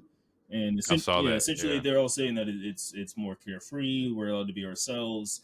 And this was a moment that shows that, where it's like, like he was allowed to get his shit in. Like the crowds, fucking sold out crowd was chanting for Cole. Like that's cool shit. So I think the quote from Corey was, "It's a lot more quieter in my headset." Yeah. Which is like, I could only imagine, bro. Day in, day out, you're there, and somebody's fucking like Vince. telling you, and Vince is telling you. Voldemort is in your ear telling Don't you say that shit. I want you to say that. yeah, like I couldn't do it, bro. Like, and the thing is, like, that he's getting some wicked shit off in your head too. Like, you can't repeat it. Everybody in the back hears it. Your co-host hears it, but we don't. I'm thinking, like, imagine you doing WrestleMania, like, oh my god, Brock, what the F5? You gotta say F5 right. It's like, yo, I know how to do my fucking job. I've been doing it for like fucking forever. So yeah, I'm glad that they're having fun, man. Yeah. That they don't have no weird ass old man in their ear telling them it's such good shit. It's good shit. It's good shit. It's real good shit. But yeah, it was a good match, and Sammy wins. Unless you have another thing. Nah, just a little side tangent about Ivar. Ivar's really good at in-ring storytelling. Mm-hmm. He's putting a lot of people over too. I don't know if he's been very apparent in the past 2 to 3 weeks of Raw. Yeah, he's putting people over. He has a match almost every. I want to say he has a match every single fucking week. I think. Yeah, and that's just another one of those, like, you're just a good fucking talent. Even though you're losing, you are a safe person, and we want to put you with other individuals. So shout out to Ivar, man. I see the hustle, man. I respect it. And like, he has a character currently to where losing doesn't hurt him. Like, he's still believable. Nah. I still believe he could beat anybody right now. Also at the same time, but I know I know he's more than likely going to lose, but he's still believable to where, like, yeah, these losses aren't hurting his character to where it's like, yeah. His voice is because he still performs more than anything. He still performs his ass off too, bro. Like, in these matches that he's losing, he's still like doing like phenomenal fucking shit too. Yeah. Match also has Bronson Reed attack Sammy, right? Yeah. Reed comes out and he attacks Sammy at the end of the match. Yep. So we're just foreshadowing the gauntlet. Yep. Can't wait for that. We get a Gunther promo, right? Yeah, Gunther says some stuff, and then Gable comes out. It just means more. It means more. Yeah, you made my daughter cry, which I'm not. I mean, I'm a father to cats. I understand if someone made my cats cry, I'd be upset, and I would want all the smoke in the world. But you need a little more motivation, my brother. I had a note because like Gunther, this IC gauntlet made me think, like, when was the last title change? Like, who has the most recent title? Is it Logan? Yeah, Logan. The only title that changed hands in the temporary regime of Triple H into the full-time regime of Triple H has been the women's tag and the US. Gunther has had his belt. It's fucking wild. Seth has had his shit for almost 300 days. Obviously Roman's, doing this shit. Yeah. Yeah, and then Gunther. How do you feel about that? How do I feel about what? I don't. How do you feel about no title changes? I don't. A balance. I need a balance. I don't like long title runs. I don't like. What's long to you? Pause. Roman stuff or Gunther stuff. I understand you. So anything over a year? Yeah, I don't need a nigga holding something for a year, because at that point it feels like you're bottlenecking the division. Because, like, look at the tag team titles. Like, for example, tag team titles is a perfect instance as far as, like, and that's not even just on one group it's been on Judgment Day for a while, but since they have both titles, all these other tag teams have nothing else to fucking do. All right, so take that equation out. Let's go to Gunther. Like, he's beaten literally everybody now. So that's why we're getting, Sammy might be the person, or we might get Gable, Gunther 3. It's because he's beating everybody. Unless there's a draft that happens. And even then, he beat a lot of motherfuckers when he was on SmackDown too. Yeah, it's the same shit. It's just recycling the same shit. Yeah. So it's like, at some point, like, so that's I feel like that's the detriment to a long title reign. It's like, yeah, it does build quote unquote prestige, and it makes this character look quote unquote strong, but also at the end of the day, it's a scripted sport. It's not necessarily quote unquote real. So, like, yeah, it's cool for this person to break a record. Breaking records is fine and all this other stuff, but at the same time, do we need 5 champions all holding one title for a year and some change? Like, but also at the same time, I don't want hot potato either. We just need a balance. Yeah, I I feel the same way. I I think the for me wrestling's the most enjoyable when I do see new champions. Because the ones who get the belt usually are the ones who need the push versus like, somebody who's already established. Like seeing Gunther lose right now wouldn't hurt me entirely, and it wouldn't hurt him because he's still gonna be strong as fuck. To whereas like maybe an IC run with Gable shoots his stock up a little bit more, it gets him higher. I think long title runs, like you said, bottleneck. You said bottleneck the division, like bottleneck, like Yeah, your yeah, because like at this point, they beat everybody, so it's like, all right, who's next? And then you got to like make these convoluted storylines where it's like, oh man, you made my daughter cry 4 months ago. I got to get you back, even though you already lost twice. Sami Zayn, I'm pretty sure on SmackDown fought Gunther already. He lost. Ricochet, he lost twice. Gunther beat Ricochet for that title. Um, yeah. yeah, it's just so it's just like so then you like It bottleneck, yeah, it bottlenecks the and division for sure. it keeps those other characters in limbo because they're not doing anything. So then you have weird moments where it's like you don't want Ricochet or for example like Drew, like there was a point in time where he doesn't lose any regular matches, he only loses the big matches. And it's because you don't want him to win the big match because the big match means either dethroning Gunther or Roman. So it's like, yeah, he'll win all these TV matches, but when it comes time to the real shit, he loses, and it's because you're not ready to change the story or whatever the fuck is going on. And Right. that it just makes booking and shit weird. Fucking Daniel Bryan's another character. If we go to a different promotion, every single fucking title match he's in, he loses, but he wins all this other time. How I can't take you serious. You can't win the big match. You haven't won a big match in 2 years. It just I don't know. It's just weird shit like that.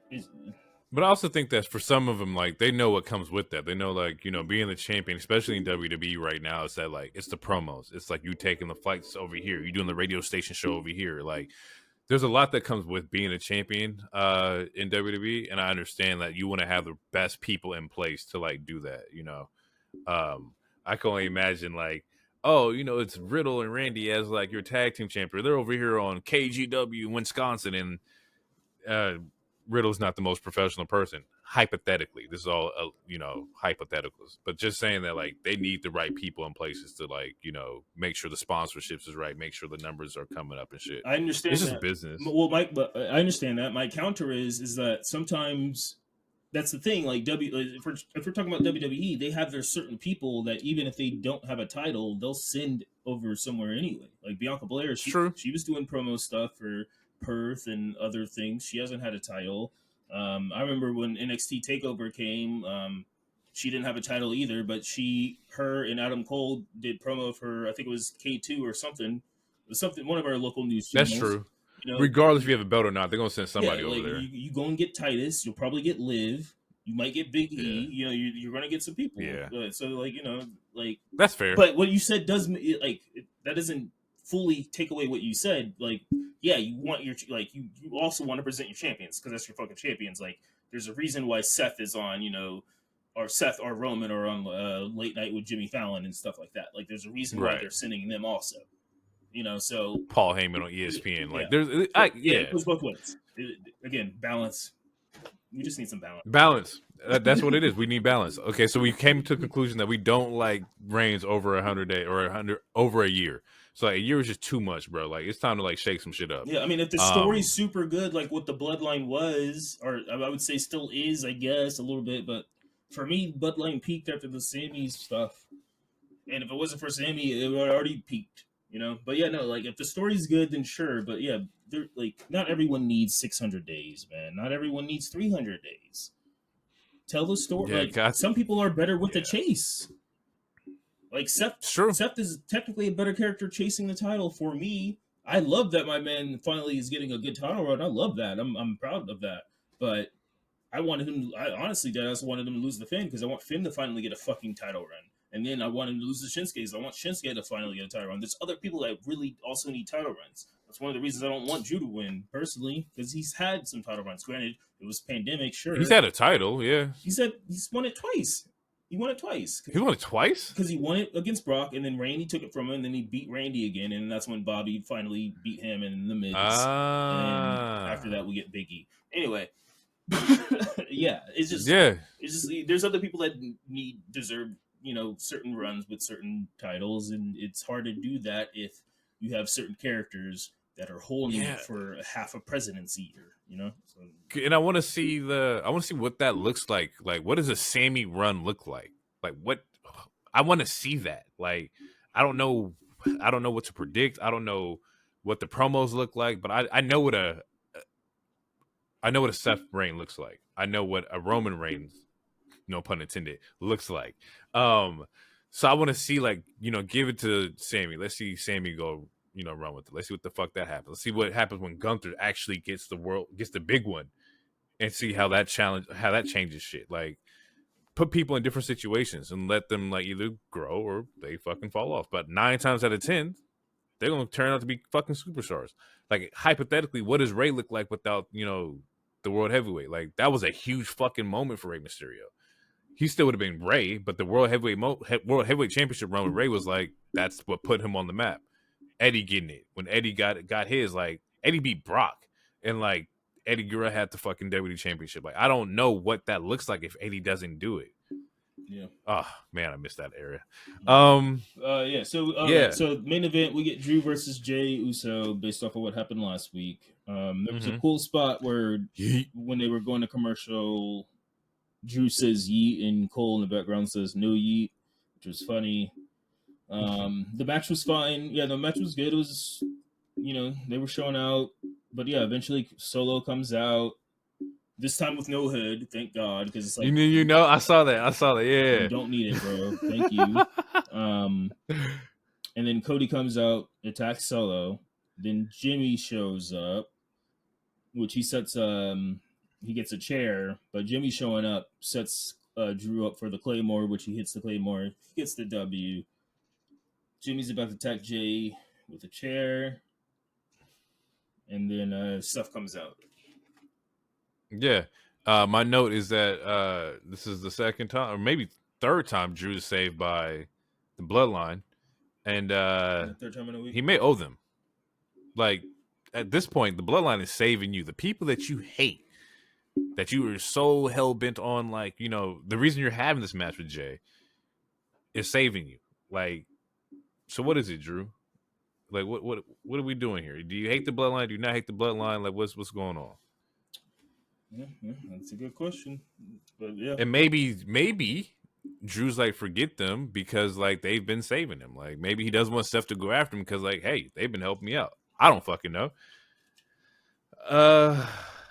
Well, based off of after Steph comes out to save or attack Jimmy, Drew hits him with the Claymore and he berates him again. He does, saying, "See, this is an example of what's going to happen. Stay out of this other people's business. Focus on me. Stop all this bullshit. Yeah. Otherwise, this is exactly what's going to happen." So it seems like he doesn't. There's a part of him. Yeah, he is a hypocrite to a degree, but not fully. But yeah, to a degree, he is a hypocrite. But like at the same time, he's like, "This is not my business. If you would just focus on me, then they wouldn't be interfering in the fucking first place. But since they're interfering, it is what it is.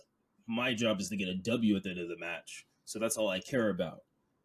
It's still fuck them. I'm not going to attack them, but it's still fuck them.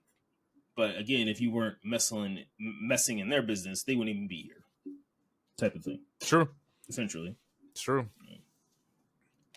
And that's that was Raw. Overall, not a bad show. I enjoyed it. Yeah, it's better than fucking SmackDown. Well, yeah, we'll get into that for sure. Like, I have some thoughts. I have some thoughts. You ready? I got some shit. I can't. Hopefully, we're on the same page because I'm ready to heal it up. I am upset. AEW Dynamite, new video package, new logo. The double tunnels are back. It's a good rebrand for them. I know they do this like at least like once a year, maybe twice a year, where they change up their colors and shit like that. I want to say this is like the third The time in what 4 years. yeah, it's like Not nothing crazy. yeah, I used to do my it's nothing MySpace insane. I used to do my MySpace like once a week. So We get the Swerve intro. Swerve comes out because of what happened on Revolution, which, by the way, was a fucking amazing pay-per-view. And I put a lot of the amazing into Ospreay and Takeshita. That's probably like one of my favorite matches I've ever seen. Easily the best match. The Alpha is still like I think I said that last week, but yeah, Alpha is the best wrestler there. That's not Bryan Danielson, and yeah, solid match. Yeah, I was unfamiliar with Will Ospreay and his game. I didn't know he got down like that. And I was highly fucking impressed. The dude is he's solid. In ring wise, he's fucking solid. Takeshita also was like, he had some crazy fucking spots, bro. There was like a whole like German suplex spot that was fucking insane. Like his German suplexes are fire. This whole like Japanese style wrestling is just it's new to me, man. It's fresh. I'm all for it right now. Until I see some bad shit, but I haven't seen one bad. Eddie Kingston is the bad version of Japanese wrestling. Oh my goodness, you and your Eddie Kingston hate, man. Let the man live. I will let him live. He's a champ.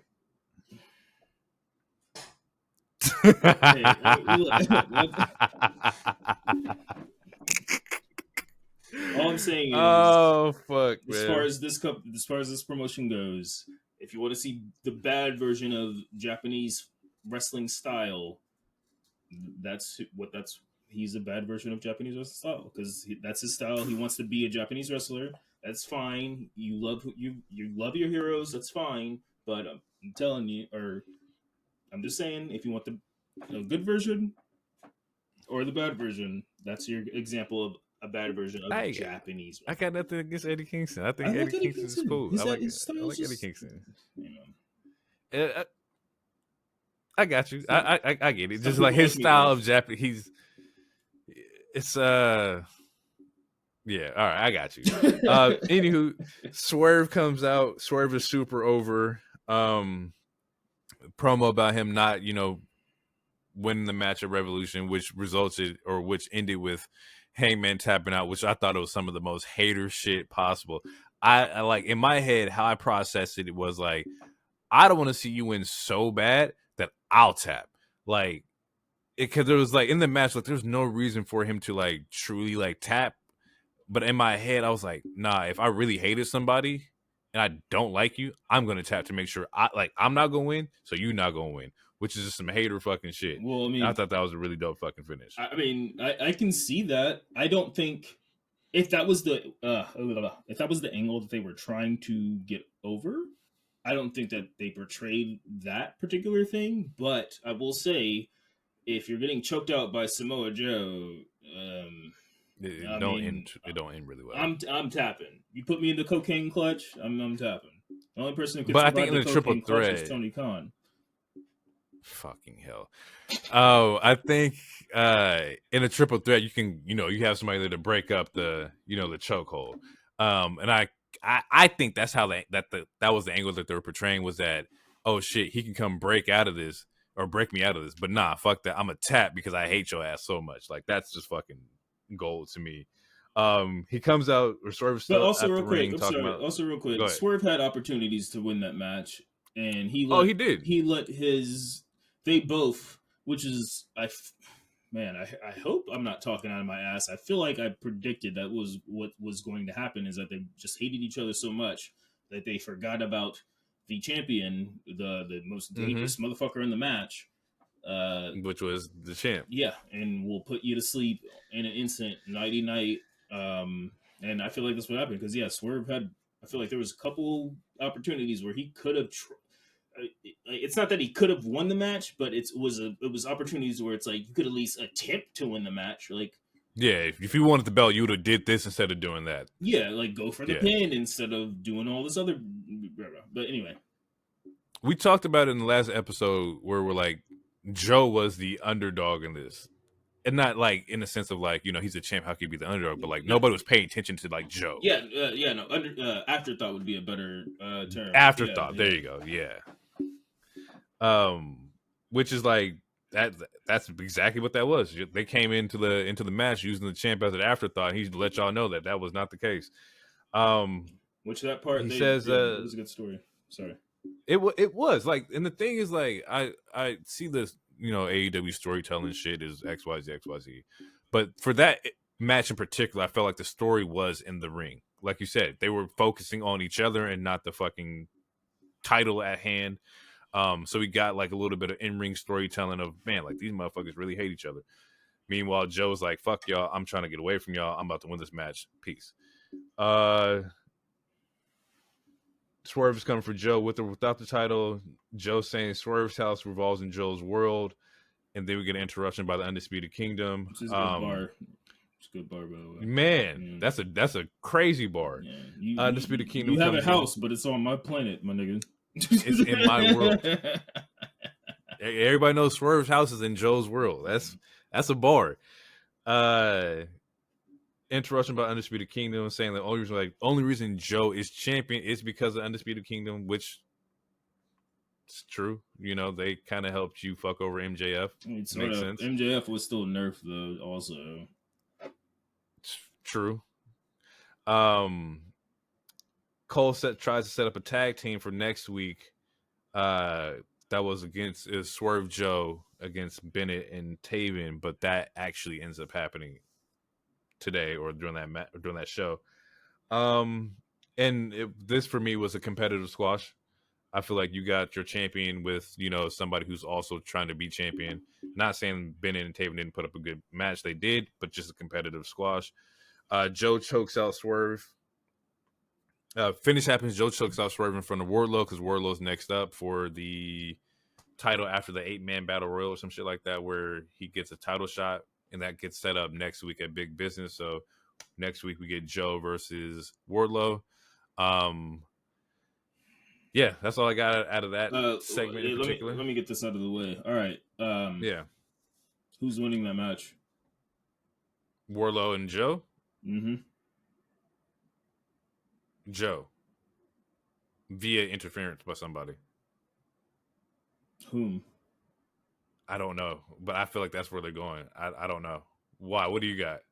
I don't have anything. I'm dead ass curious. I think Joe should retain. Like I said, I think you keep the title on Joe because he's least consistent. He's good in the ring and he's good in the mic, and also he's clearly not the. Even though he is wrestling a lot, he's been wrestling a lot since he's been in AEW. He's still not. I would say he's not the most healthiest person, so it's like he doesn't need to wrestle every week. So keeping the title on him is a good bet until you want to pull the Okada or the Ospreay trigger. Unless they had someone else in mind. I don't think Wardlow. Personally, I don't think Wardlow. Just how I said with Swerve, I don't think Wardlow is ready. I think Wardlow's less ready than what Swerve is. Yeah, I can agree with that. And putting the title on Wardlow, granted, the Kingdom does need more prestige, which is why I chose Rodney to win, and he did. Spoiler alert. But I don't. Yeah, I don't. The way I don't think there's a good way to book Wardlow winning with it making sense, especially since MJF is not back. We don't know when he's coming back. Right. Yeah. I agree with you. I didn't think that the title shot should have been spun this quickly. I thought we'd give it like, maybe 2 or 3 weeks or some shit like that. But, knowing Tony, he's going to spin that shit right now. Well, there's... What? No, I was going to say something stupid. Because I was like, there's no date for the match. But no, you literally said that match is next week. So, yeah. Which is why I asked the question in the first place. Because, so I don't know. I don't see Wardlow winning. I know Joe retains, but I don't know. Maybe Joe taps out Wardlow. Maybe there is no interference. Maybe he just get choked out. Everybody can get choked out. Yeah. It's just what does that does for Wardlow's stock? It's like this whole time y'all pumping Wardlow up, you're trying to build him up, you're trying to put him back in like the main scene and whatnot. For like But the third if time. like you kill the momentum before it even like grows, and that's one thing I will give. Actually, no, because they did it right with Swerve. Like Swerve built up his fucking momentum, and then he became into the title picture. Like I get it, I just don't know where they're going with the undisputed angle, and maybe like I'm not supposed to. Well, that's because Tony doesn't even know. Like it. Look, okay. For example, the Bang Bang Scissor Gang. The whole reason that those two gangs joined was to fight off Undisputed Kingdom, which, by the way, Undisputed Kingdom has less members than Bang Bang Scissor Gang combined. So the reason, like, That is true. they literally joined factions, and since they joined factions, they have not attempted to take out the reason why they even joined teams. So that makes no sense right there. Then, we get, we'll talk about it later. I mean, we'll get Jay White versus Darby, which we'll talk about later. I don't know. Yeah, I don't know. It's weird. It's a lot of It's weird, but yeah, like on paper, or like Wardlow should not win, but I feel like at this point, there's a part of me, there's like 10% of me that says he should win because of how he's been booked in the previous 2.5 years, ever since the MJF feud, to where it's like you are really detrimenting his character if he loses again. That's what I'm saying. I agree with you. But Wardlow as AEW champion, that's something I just do not see right now. But if it happens, I don't see it either. I'm down for the ride. But Like we just talked about it. I love seeing shit happen like that, but that'd be fucking nuts. it would be nuts, and I don't think he's ready on the mic. I don't think he's ready. He's not. I mean, Adam Cole said once he wins, he's going to give him the title, and then Wardlow gave a face. So then it's like, do you book it to where he wins, and then you automatically take him out of that faction? So now he's beefing with the faction, and then eventually, and that's how all factions happen. Yeah, that's how it usually works. Right, but that's super quick. Right. I think it'd be super quick to do that without without MJF there, like without Adam Cole healthy. Adam Cole being healthy is the biggest detriment in all of this whole thing. That's true. That is true. Because the match you're waiting for is MJF, Adam Cole, because of the whole we're tag team, we're friends, and this like they have to finish their story. Yeah, I get that. That makes sense. Adam Cole has to wrestle in general. He does. He got to get out the boot, get in the ring, and then we'll bring somebody in. Yeah. Yeah, we get a hook promo. After that, we get a hook promo on fucking Jericho. Jericho says he has a connection to him because he had a connection through Taz, which doesn't make any sense to me. Because just because you know my dad don't mean you got a connection to me at all. Yeah. He wasn't sure that he had it in him until he got dropped on his head by Hook. Or he didn't respect him until he got dropped on his head. And I'm just sitting there like I'm watching this promo like I don't get it. It's I don't stupid. why it makes zero sense. This was not supposed to be here. I am the rock and roller of Ayatollah, and I'm telling you, I knew your dad at ECW, and I didn't respect you until I dropped you on your head. Sing my song, you guys. Yeah, I didn't get it. We get a Young Bucks promo. They're doing the promo like Tony, which I found was very fucking funny because we all know Tony does weird fucking promos, and so to see that being like reenacted is fucking funny. Yeah, it's cool. It didn't hit the same because it didn't have any cocaine involved, but fuck. They announced they have 2 major announcements, and they're gonna do those announcements in the ring. This is led by or followed up by a Hook versus Brian Cage FTW match, which is basically just fucking nothing. Hardcore. It's just a hardcore match. It's nothing. And I'm okay with that. It's just a hardcore match.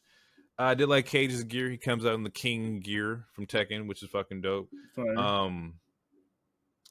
In my notes, I was like, this is the first time he's seeing the FTW title defended. And I was like, it's practically a hardcore match. And so they're using like fire extinguishers, trash lids. Like if I was 8 years old, this is fucking like peak for me. This is like the greatest shit ever. There's a spot where Cage is doing F5s. And I brought up a question.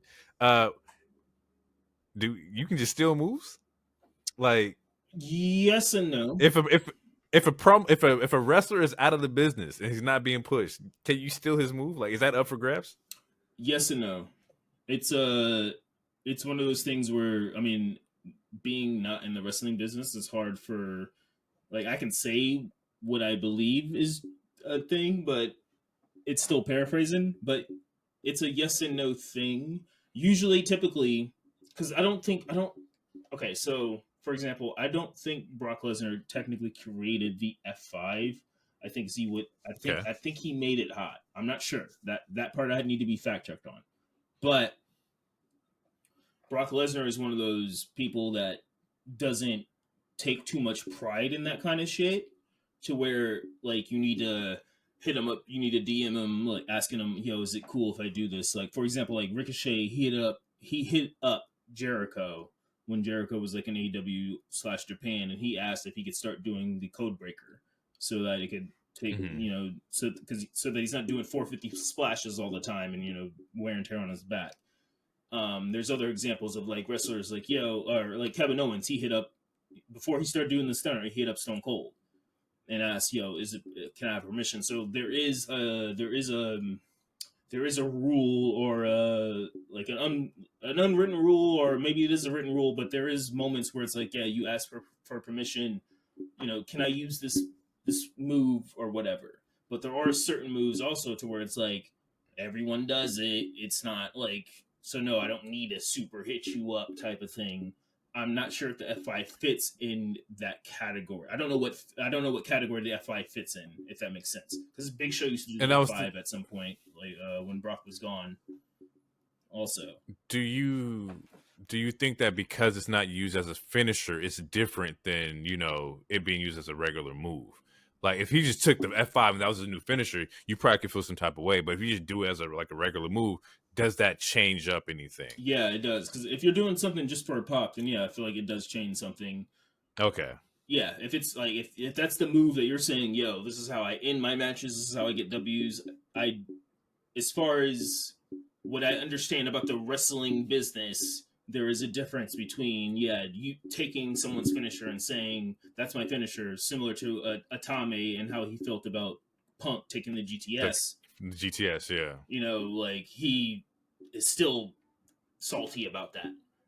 So, like, there are certain moments where it's like, yes, that's a thing. Like, you don't take someone's finisher and make it your own finisher. But in moments where it's like, hey, I'm doing this for a pop, I'm not winning the match off of this, I think there is a difference for that, to where it's like, it's fine. And also, again, I don't think Brock, he's not the same type of person as like Hideo Itami or maybe a Bret Hart or something, to where they'll catch him, like, they'll be salty about like, oh, you're using my shit or something like that. I don't know. Yeah, I don't think Brock Lesnar is in that particular category. It seems like he just likes to hunt. It was interesting and be a freak man with Vince. I don't think he cares too much about. yeah. So okay, yeah. Fucking freak man. That's funny. It was just interesting. I just saw that and I was like, yeah, I never wondered like how that works in the wrestling world. Like, if you saw somebody do the fucking rock bottom over here in a different promotion, how you would feel about that, or how anybody feels about that. Well, but The Rock would be for definitely sure interesting. The Rock would. He'd be tight for sure. Absolutely. Somebody do the people's elbow. If Ricky Starks broke out the people's elbow, like, oh my god, be the worst shit ever. Without asking, man. It's one of those things where you gotta, it's just a respect thing. Yeah, it's like doing the LeBron, like fucking the chalk toss. I was gonna say baby powder. Yeah, the chalk toss. It's like, like, it's you can't do that. Yeah, you should ask and be like, yo, can I pay homage? Do you mind if I do it? And you get, or some shit like that. That's fair. They do a attack spot where they throw thumbtacks out, which is, like I said, always cringy to me because I hate the idea of getting thumbtacks stuck in me. Very unnecessary for a regular TV FTW match. But it is what it is. I wasn't going to say, but yes. Unnecessary. Yeah, so Hook hits the red rum on the thumbtacks. He gets the dub. Hook gets attacked by Mogul Embassy afterwards, and Jericho comes out to save Hook. And my next note was, Jericho got to take a seat, man. Let somebody else do it. Let somebody else come out there and help him. I don't need to see Jericho all the time, bro. He's the ultimate succubus, bro. Like, he's going to absorb the life force of somebody hot He's literally done it to almost like pretty much every single fucking person in this company. Jericho Shang Tsung. Let me just take that over. Let me just get that. Yeah, he's Shang Tsung to it. Yeah, he's Shang Tsung to a degree. If you hot, you're gonna have a problem with him. And if you're lucky, you'll still be hot after the program with him. Yeah, maybe Jericho is the safe worker. Maybe he's the guy who's gonna get people ready and shoot them off.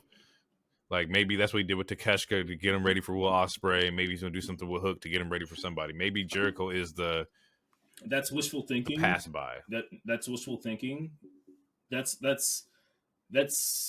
like in WWE. That's what Cesaro was. That's what Miz is currently. And if you think about WWE, like anytime someone new comes in, for the most part, they're one of their first two feuds is the Miz, because the Miz is one of those people he's a benchmark. He's like he can tell. I mean, I'm not saying he could tell, but it's like he's one of those characters you're going to face him, and it's to tell if you're good on the mic and if you could be good in the ring, because that's how good Miz is.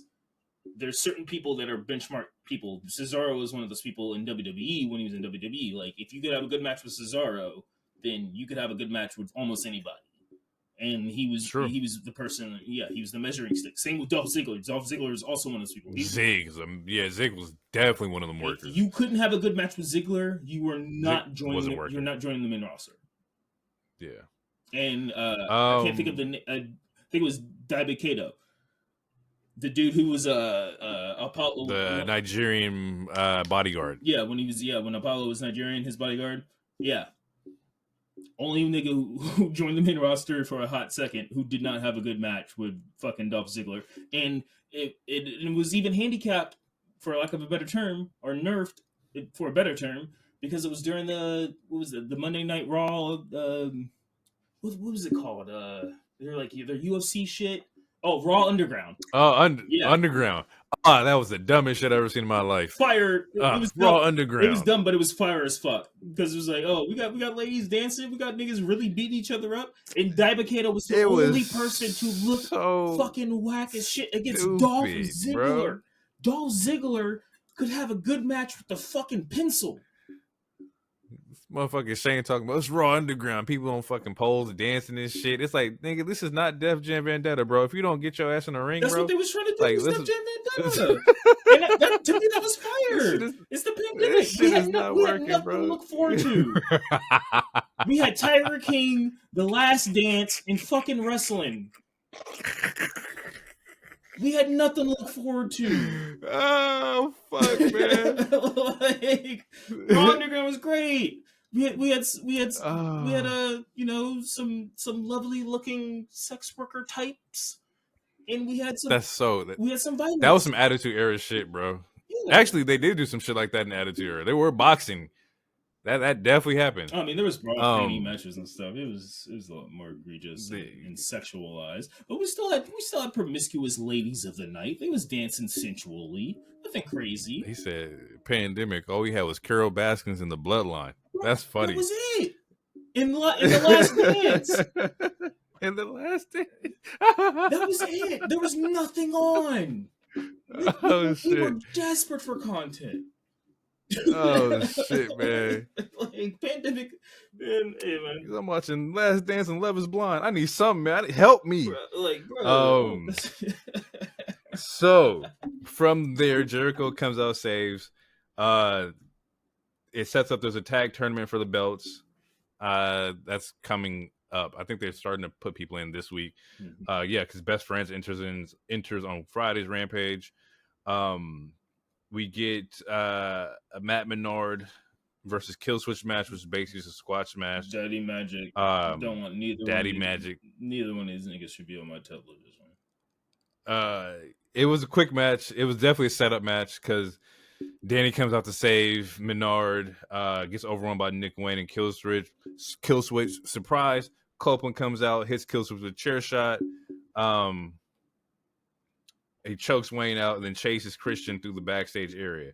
And this particular segment made me smile because it reminded me of like playing like SmackDown, like Just Bring It, where you just run around the back of the ring, through the arena and shit like that, or like old school like hardcore matches and shit. But it gets to the point where Christian steals a car, takes a nigga out his fucking truck, GTA style, gets in the car and drives off and holds the belt outside the driver's side door or driver's side window. This sets up Copeland Cage 3, which is an I Quit match for the TNT title in Toronto. Yeah. Which Six, I'm cool with. I'm cool with, like, you know, bringing back, like, you know, I Quit matches. I haven't seen an I Quit match in a minute. I think the last one that I remember was it was Roman J. Did they do an I Quit match? You didn't watch Finn and Edge? Oh yeah, that one's burned out of my mind because Finn should have won that one. But yes, that definitely happened too. No, Finn won that one. No, Edge. I thought that was when Demon Finn came out and Edge beat him in the I Quit match. No, that was a Hell in a Cell match at WrestleMania. Finn won the I Quit match because Rhea attacked Beth Phoenix. They hit her with the control. Oh, you're right. And that's how Edge quit. You're right. Yeah, because he didn't want to see his wife get hit. Damn, that did happen. But she did. Okay, yeah, so I watched that one too. She got that smoke. Yeah, that one was fire. Yeah. In this match, I forgot about that. This match should be fire too. Okay, I'm a huge Jurassic Park fan. I don't know if you knew that or not. What dinosaur is a kill switch? Because what the fuck is going on? I don't know. Okay, all right, cool. We ain't got to go into a huge tangent. I just want to know. Killing this man and his gimmick and his name change. I was thinking that too. Like, he's still Luchasaurus on visual, but what's the? No, I don't know. I'm just gonna pass. I'm gonna move on because I don't know what the. Yeah. What food chain is Kill Switch a part of? Yeah. Carnivore, herbivore. I like last time I checked, Kill Switch was. Where were you at in Land Before Time? Yeah, if you're not in Land Before Time or the first two Jurassic Parks, I don't want to. Nah. I don't know. Nah. Oh fuck. Or Beast Wars. Beast Wars is a good one too. Yeah, if you wasn't with Optimus Prime when he's a gorilla, I don't really know you, man. Raptor, come on now, like come on. Side note, I went back and watched like some of the clips because in my head it's a lot doper, like visually, and I went back and watched it, and the visuals are terrible. Oh no, it's terrible. It did not age well. It's absolutely it's hot garbage. It did not age well at all. No, it's absolutely trash. It's embarrassing to even like relook at any of it. It's like, wow, I was really going up for this shit at 8. Bro, what? Yes, I was buying toys and all that. I went back to rewatch, like, yeah, Beast Wars. I was like, this is terrible. No, it's hot trash. Oh, fuck. Voice acting is bad. Everything is. Oh, anyway. Yeah, everything is terrible. Landscapes, like, I was like, this looks like the jungle. And it's like, no, this does not look like the jungle at all. It looks like fucking a PS1 cutscene, but even then, like. Final Fantasy cutscenes look aged well better. Back then, they aged well better than fucking Beast Wars, bro. Like, yeah, I don't know what happened. It's like a Sega Saturn cutscene or something. It's weird. That froze. Yeah, and the disc was skipping. Like, it's bad. Yeah. Back into Dynamite. Copeland Cage 3 and I Quit in Toronto should be a big show. I think it's gonna be great. I like how they're doing it on like a Dynamite too, so it's on like, you know, cable TV. We get a Kyle O'Reilly promo, basically saying, you know, he's 2 years away from the ring. Wait, is that the reason why he didn't? Is that right now? Wait, is that? I thought that was after the. What did I miss here? No, maybe no. I think Bleacher Report's just tripping. It's possible because I thought the ladies match was right after, but the Rio and Rio Statlander. Yeah, no, that's later. Okay. Yeah, we got a Kyle O'Reilly promo. Second chance. He was basically saying he didn't join Undisputed Kingdom because he wants to get a second chance to do it on his own. He wants to go out there and do it his way. Just quick note, I'm super happy to see him get back out there. I can only imagine, like, you know, being injured and people telling you might not be able to do your dream. Like, that would just be fucking terrible for me. Like, they're like, yeah, bro, you might not be able to, like, make a beat again. I would fucking lose my fucking mind. So it's really dope to see him get a chance to relive his shit. We get the good brothers, Matthew and Nicholas Jackson. during their entrances, the egging on more pyro, fully living up to like the gimmick of just being douchebags. They come out and say, Sting and Darby cheated. You invited all your friends from the retirement home to help out, plus your sons who happen to be 6'8" and 305. They say the one thing you can't take away is that the EVPs ended Sting's career forever.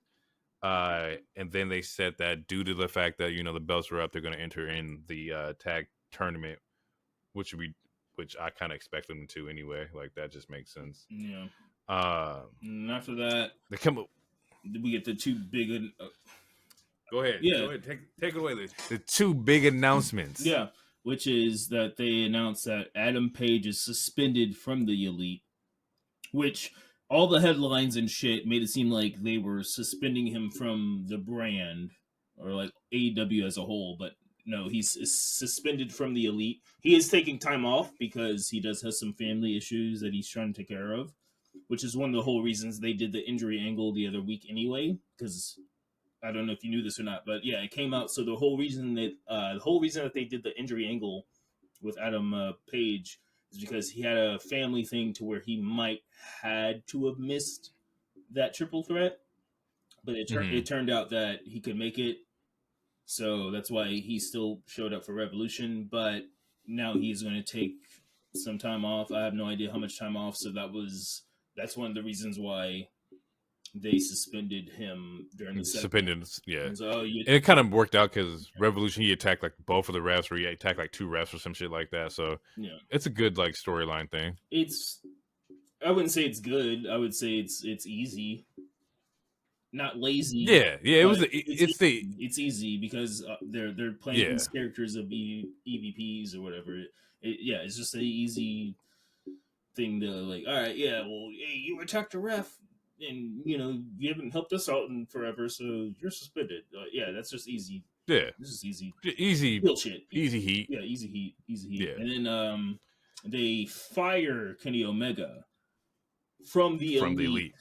Again, from the Elite, because if you looked at some of the Wrestling Journal tweets, you would have thought that they clickbait, easy clickbait, bullshit clickbait. You would have thought they fired him, but no, he's fired from the Elite.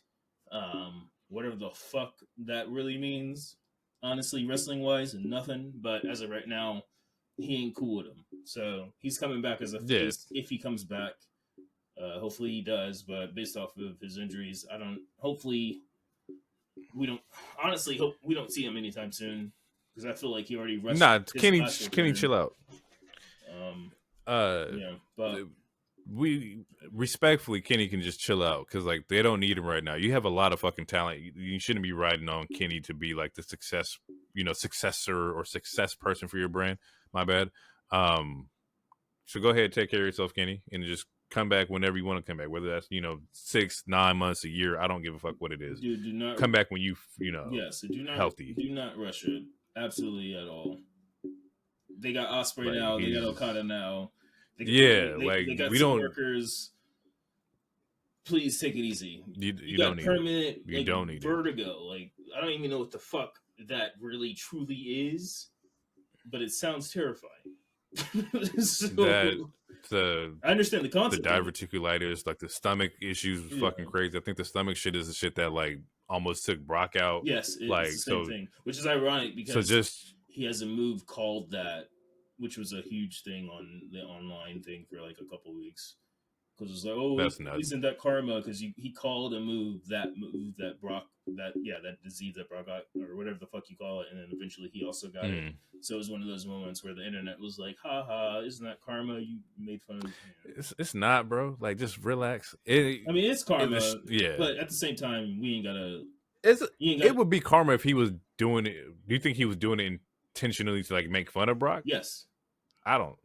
Oh well, shit. If that's the case, then that's karma. Because Brock had it. I think he got it when he was in UFC. He got it. He got the Bronc, whatever you call it, and then all of a sudden Kenny starts doing a move, and they ask you what the move is called, and you call it. It's the same. The diverticulitis. Yeah, it's the same. Yeah, it's the same shit. So it is. Okay. It is a jab. Well, if that's the case, then that is karma. It is a jab. If that's how that story works. It could have been a harmless jab, but it's still But yeah, it was a In the jab. sense of irony and karma, it is ironic / karma ish. But anyway, we're not. Anyway. Yeah, he says Kenny, like, I don't know what happens, like, you disappeared or something, you never made any of your dates, which is some funny shit. It's like, the dude is like fucked up, and he's like, where the fuck are you at, bro? You ain't made your dates, you ain't been here. Yeah, heel shit. Yeah, I gotta let you go, man. Yeah, just typical heel shit. Interruption from Eddie Kingston, comes out wearing his sweatpants and Timbs, and then like the quote was that I heard that if I talk about you, I get fined. He pulls some money out, throws it at him, and tries to go off. Matt says, let's take it offline. Don't air out our grievances on national television. Low blow from Nick to set up the EVP trigger. Mm-hmm. And as they're setting up that trigger, we get some music, and that debut coin is drop. Okada. Now, I don't know anything about Okada besides him being like the guy over in New Japan. Never seen anything. Never seen him wrestle. I seen his gear. His ring gear is fucking dope. Always see his interests. So I don't really have like anything to like base it off of. But apparently, him coming in as a heel, or my bad, getting a little ahead of myself here. Okada comes out. Okada looks like he's there to help out Eddie. He's not. He turns around, clothesline Eddie, and gets announced as the newest member of the Elite, Kazuchika Okada. Now I was saying that like I've never seen him, but apparently him coming in as a heel is a really big thing. Like typically he's a face. Yeah. And what better way to come in as like a heel than with like the EVP, and especially off of the bag that was rumored to get. I think you guys sent in the chat where it's like, oh, he got 2 billion yen, and I almost lost my fucking mind. I was like, there's no way in hell this man got 2 billion, and I read the yen part, and it was measures out to like 13 and a half. Yeah. 13.4 million or some shit like that. But I heard that was also a rumor. Like the numbers weren't really announced. I don't fucking know. He's still getting, yeah, even though it's still speculated, he is getting paid, but like him, Ospreay, Mercedes allegedly, until we see next week. So I'm gonna say allegedly. What Punk got, like they're getting big money. Like they're getting big money. Is it what was it? Because I think it was like what 4.5 million a year or something. Yeah, 4.5 or some shit like if that. You broke it down, which that is absolutely the rumored crazy. Number at least. Yeah, that's the rumored number, which is absolutely it's it equates to $13.5 million, resulting in $4.5 million per year. If that is the case, that's some wild shit. That is a bag. My brother, get it. I support people getting their money, but is it worth it? As far as an American fan goes, who isn't super into all the, I don't know. We'll see, but I don't know, man. I don't know. We'll see, because he was already he was already in an episode of Collision this week or whatever, and it's like he's the kind of person where it's like you would only put him on Collision if you want the ratings bump, but you also have to announce that he's going to be on Collision, and also he's still new. Like again, I don't know. Yeah. I saw I saw a lot of different things where like yes, the 4 mil is fucking nuts. I don't know if that's the numbers are correct or not. I saw that he's also going to relocate to America. Like that's came out too, that he wasn't just going to stay in Japan. Like he's going to come over to America. Yeah, there's a couple different like segments and things that could end up working out for him. If he comes over, great. He can get like proper like just travel accommodations. I can only imagine traveling from like Japan to the U.S. back and forth is probably not the best way to like handle that. I know that you'd probably be fucking jet lagged like crazy. But we'll see if he's worth the money. Because as of right now, Ospreay is definitely worth the money. And I look at Ospreay as one of those catalysts. Like if Ospreay had went to like the E, it would have been pretty nuts, because having that kind of talent over there definitely shoots them up tremendously, to where I think having Ospreay over on AEW, it levels out the playing field a little bit. So yeah, once again, if Okada turns out to be like Will Ospreay, it's definitely worth the money, 1000%. Like I don't think that you could really like sacrifice that to the E.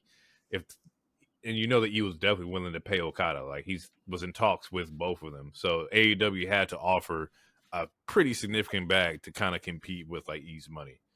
Basically, it's just a bidding war, and E maybe the E didn't want him. Maybe they were like, "No, we're going to pay him that much." But Tony he probably overpaid because he wanted to secure Okada. Yeah, he probably overpaid a little bit. Because the E's definitely going to give him money.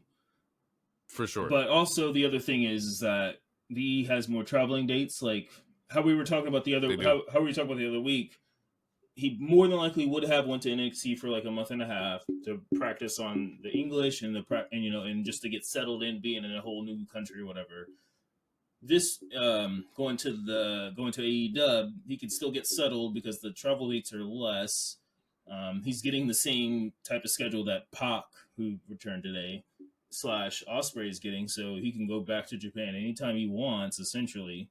So he has the Roman schedule, the Ospreay schedule, and then he has the pay to make. He also has to pay for it. Yeah. What was it? 3.5 or 4.5 a year? 4.5, 4 plus. Yeah. That is so much. I don't even. I can. I mean, I'm in. I think they say it puts him in a bag with like Roman and Brock. Like, yeah, they said Roman, Brock, Cody, maybe. Yeah, I say Punk. It's Cody, Punk, or the maybes in that, but for sure Roman and Brock. He's making Roman Brock money. Yeah, and I don't like pocket watching.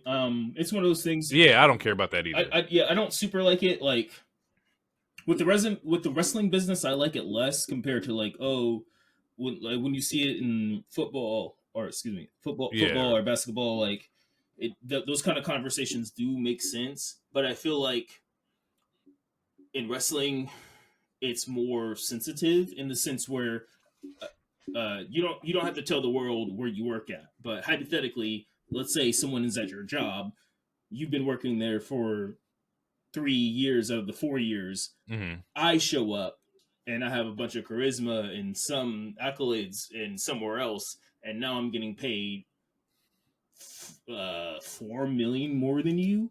I'm sure I can't speak for you, but I'm sure you would be tight, at least a little bit. You might be a little tight. I would be. I'd be a little like, whoa, what the fuck? But that's just corporate America. That's just how that shit is. Yes, at the same time it is, but also at the same time it's like if you think about it, for someone who's been in the company for since the entire creation, who probably doesn't get a lot of TV time. I'm not saying Okada doesn't deserve the money. I'm just saying it.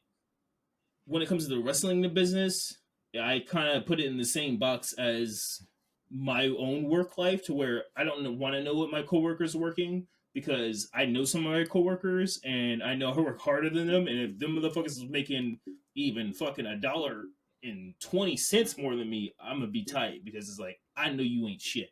So I just feel like with the like, and maybe that's just me picking and choosing.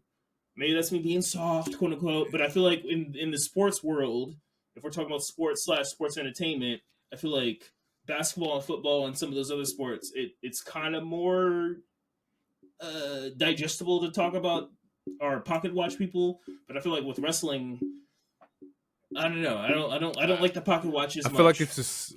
I feel like it's the same, and I'll give you my comparison real quick. In the wrestling business, it brings somebody signing brings more eyes to the company, right? So Okada coming to AEW, he's definitely bringing a shit ton more eyes, which brings more money because there's more eyes watching.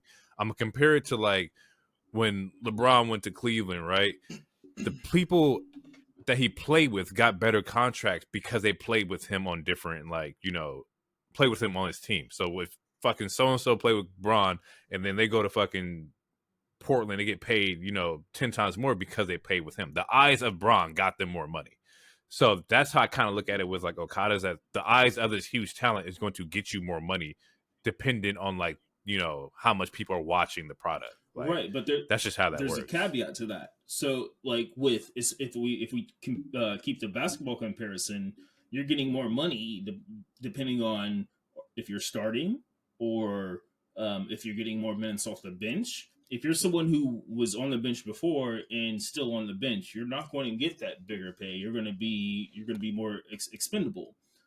So, how about this? If I make it, okay, how about this? Like, let's take Britt Baker for example.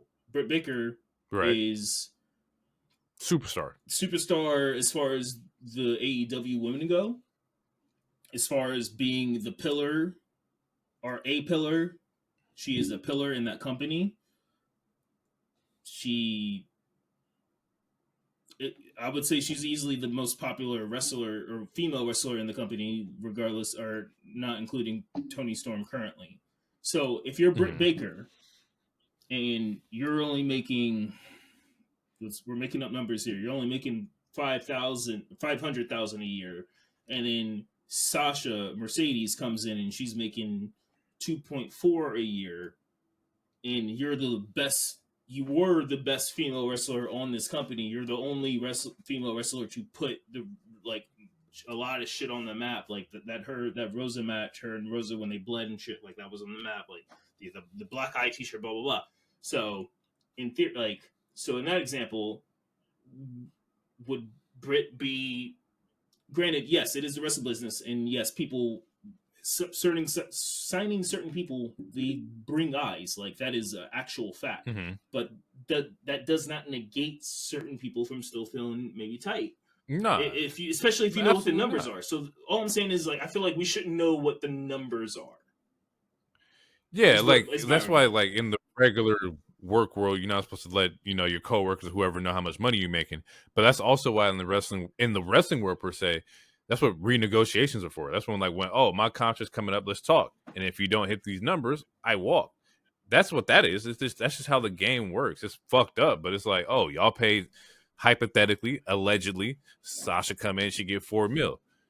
Okay, well then I know that I may not be Sasha, but when I come in, I want 2.5. Tony, let's talk to me. And they should be able to work some shit out. That's what agents are for. That's what they're supposed to handle the numbers and shit like that. Yeah, no, and that's right.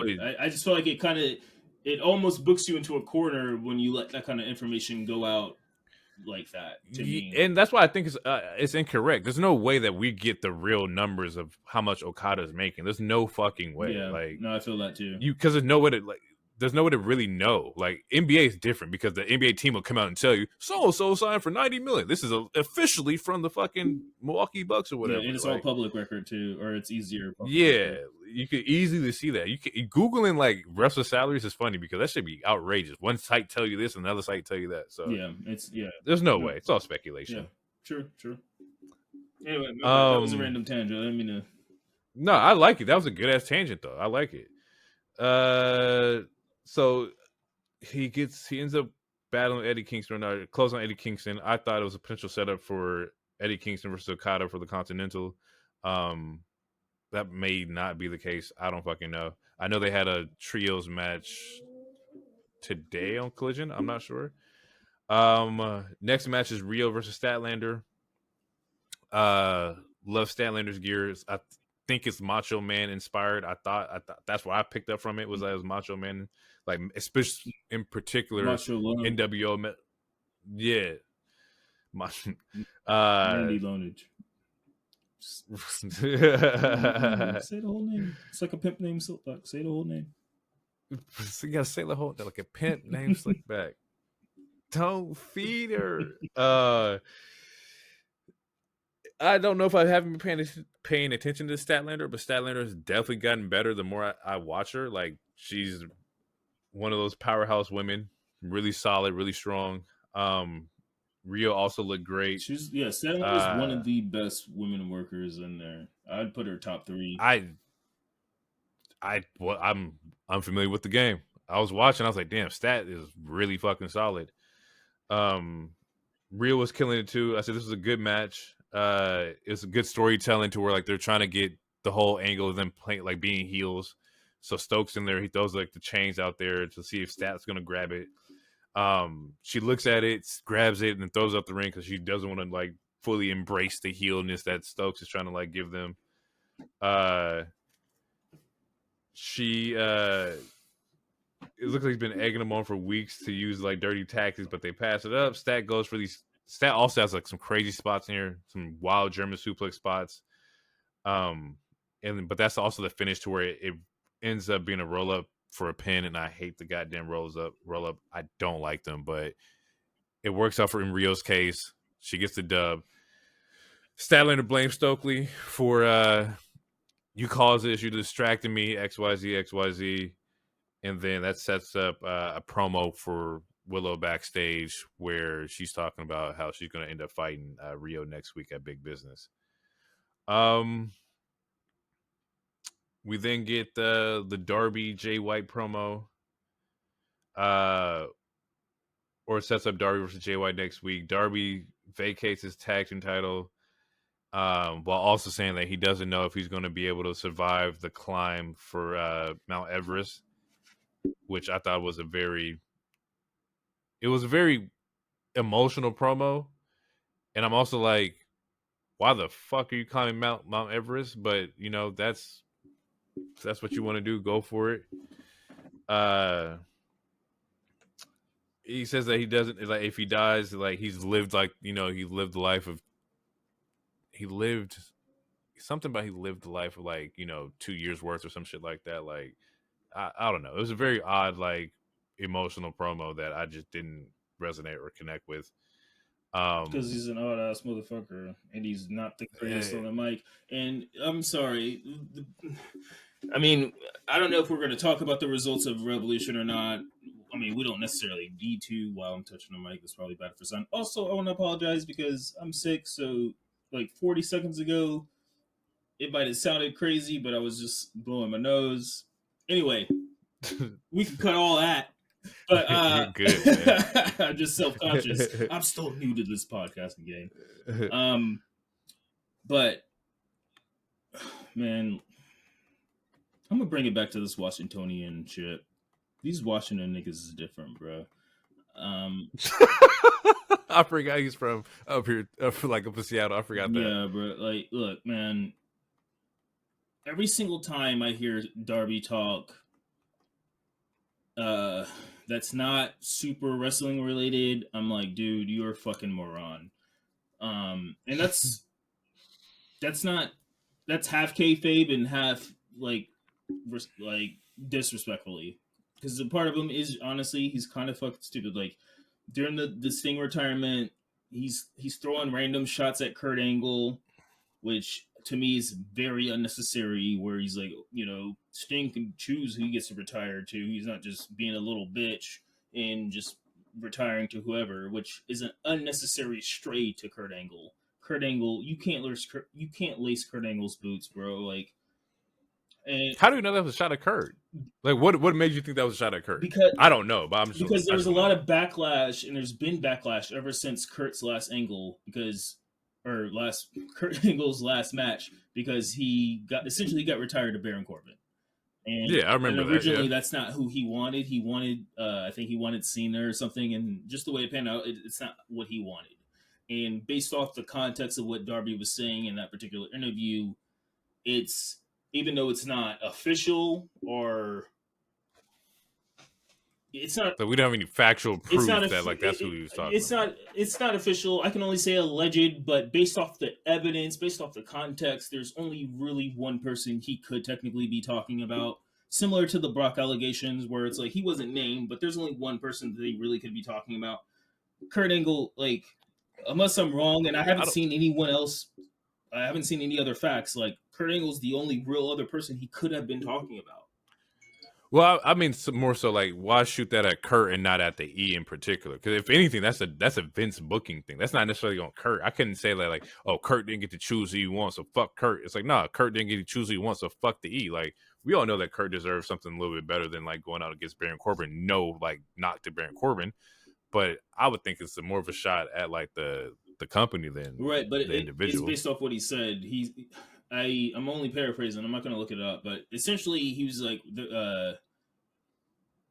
he essentially called Kurt Angle a bitch, because he's like, we're not going to let someone make our decisions for us or lie down like a bunch of bitches. He said something like that. So essentially he was calling Kurt Angle a bitch, instead of saying, oh, the E is a bitch or something like that.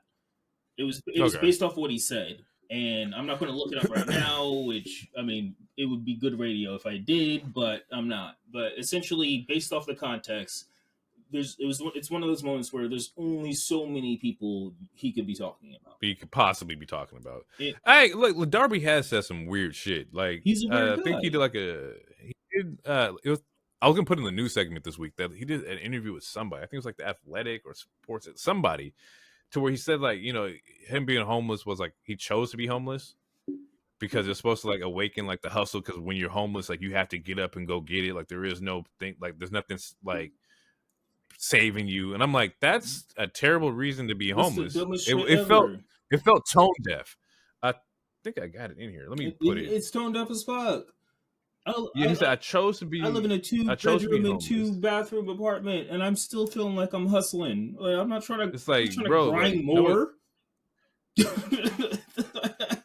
he says I chose to be homeless because I wanted to kill all the comfort zones I had and start risking my life.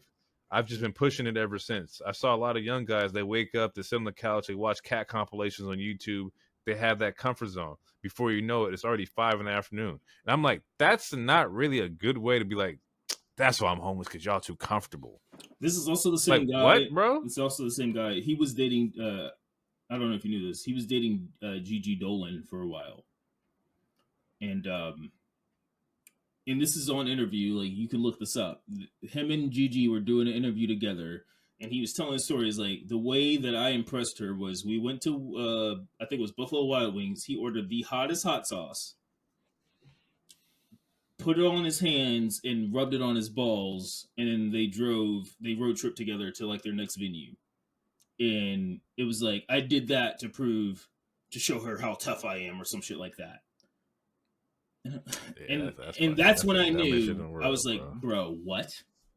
What? And I Gigi what?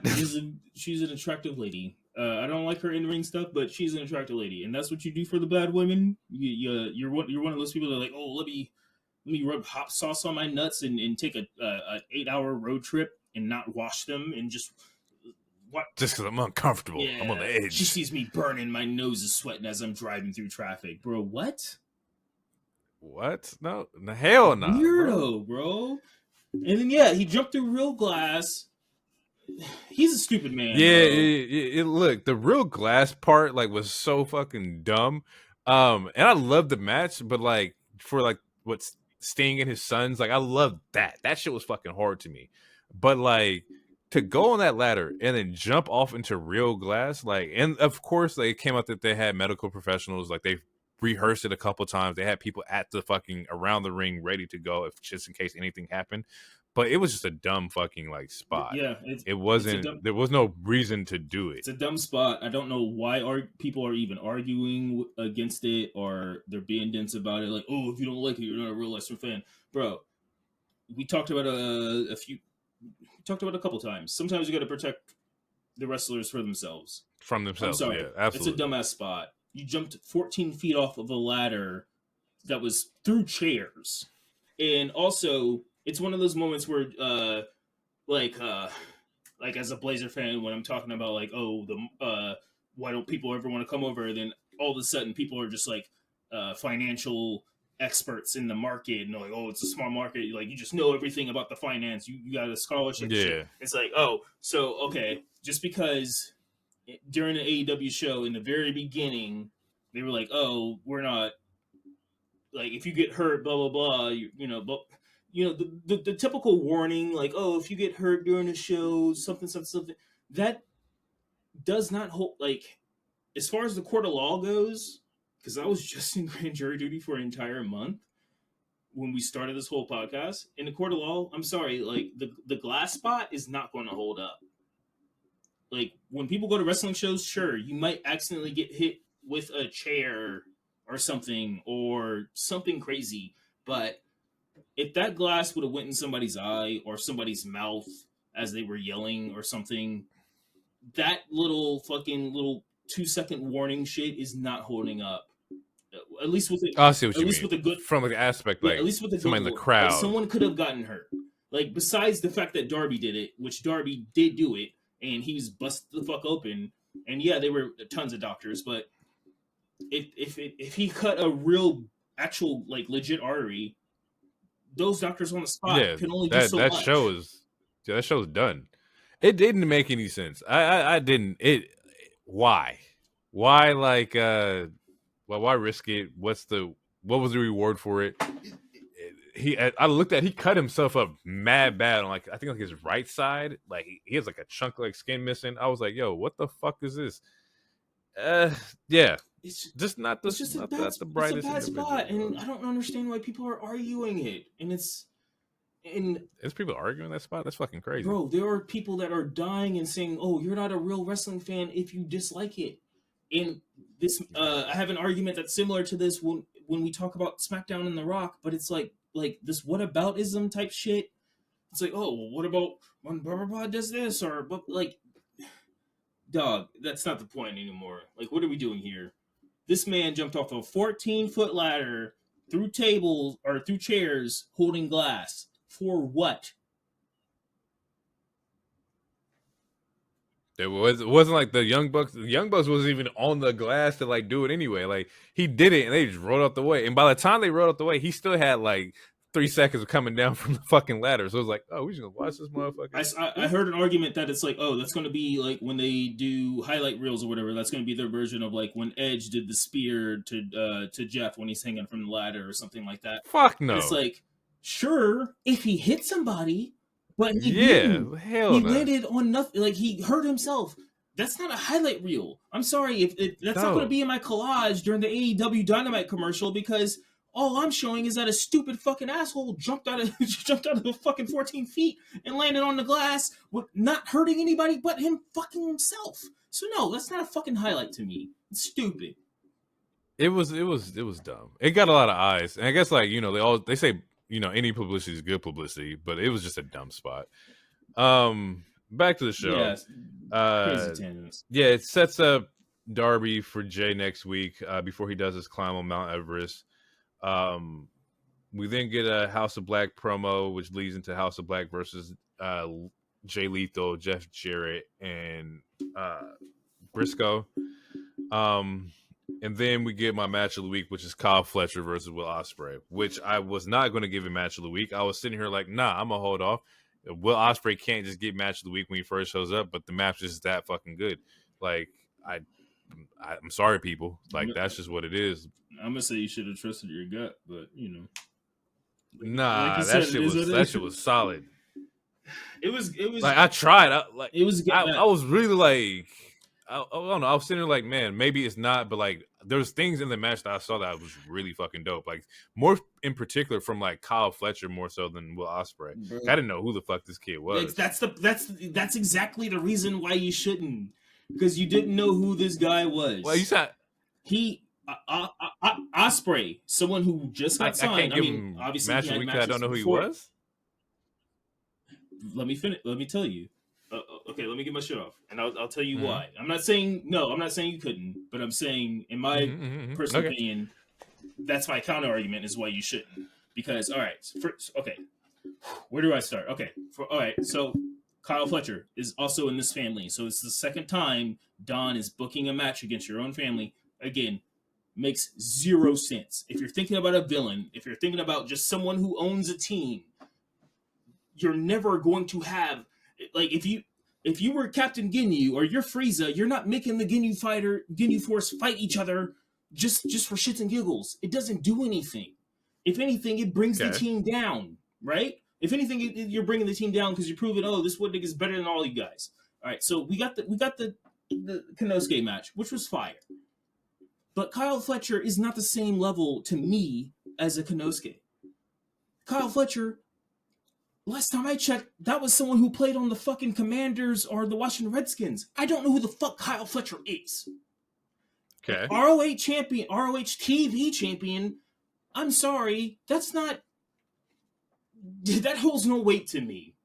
That's a coaster title. That's a paperweight title. So why this man? It was a good match. It was a good match until he started cooking out of everything. Glitch in here. I'm sorry. It was a good match until he started kicking out of everything. Why is he kicking out of everything? Who the fuck is Kyle Fletcher to be kicking out of everything? You're not making Kyle look good. You're making Will look neutral. You're making Will look mediocre now. It's, to me, it's backwards booking, because like you're trying to make this crazy That's anime just AEW fight style, though. Right, but sometimes, and that's the problem. Sometimes you need a squash.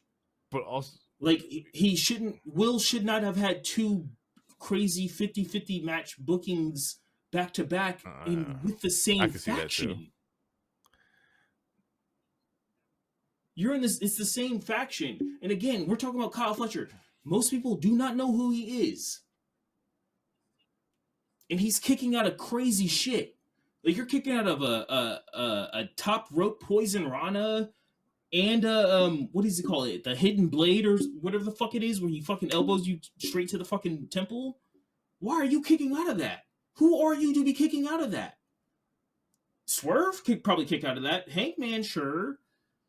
Maybe an established character, but Kyle Fletcher is not an established character. We don't know who he is. Maybe, like, for me, like, I gave it to him because it wasn't necessarily the storytelling as far as, like, you know, who looked good, who looked bad. It was just what they were, like, just how captivating the match was. Once again, I look at it from a perspective of, like, did I enjoy what's going on with the match? And then I'll analyze it afterwards, I guess, for match of the week. Like, it could have been fucking Dragon Lee versus Wesley, and I don't know either one of them like that, but I still would have given match of the week if the match was fucking fire, you know?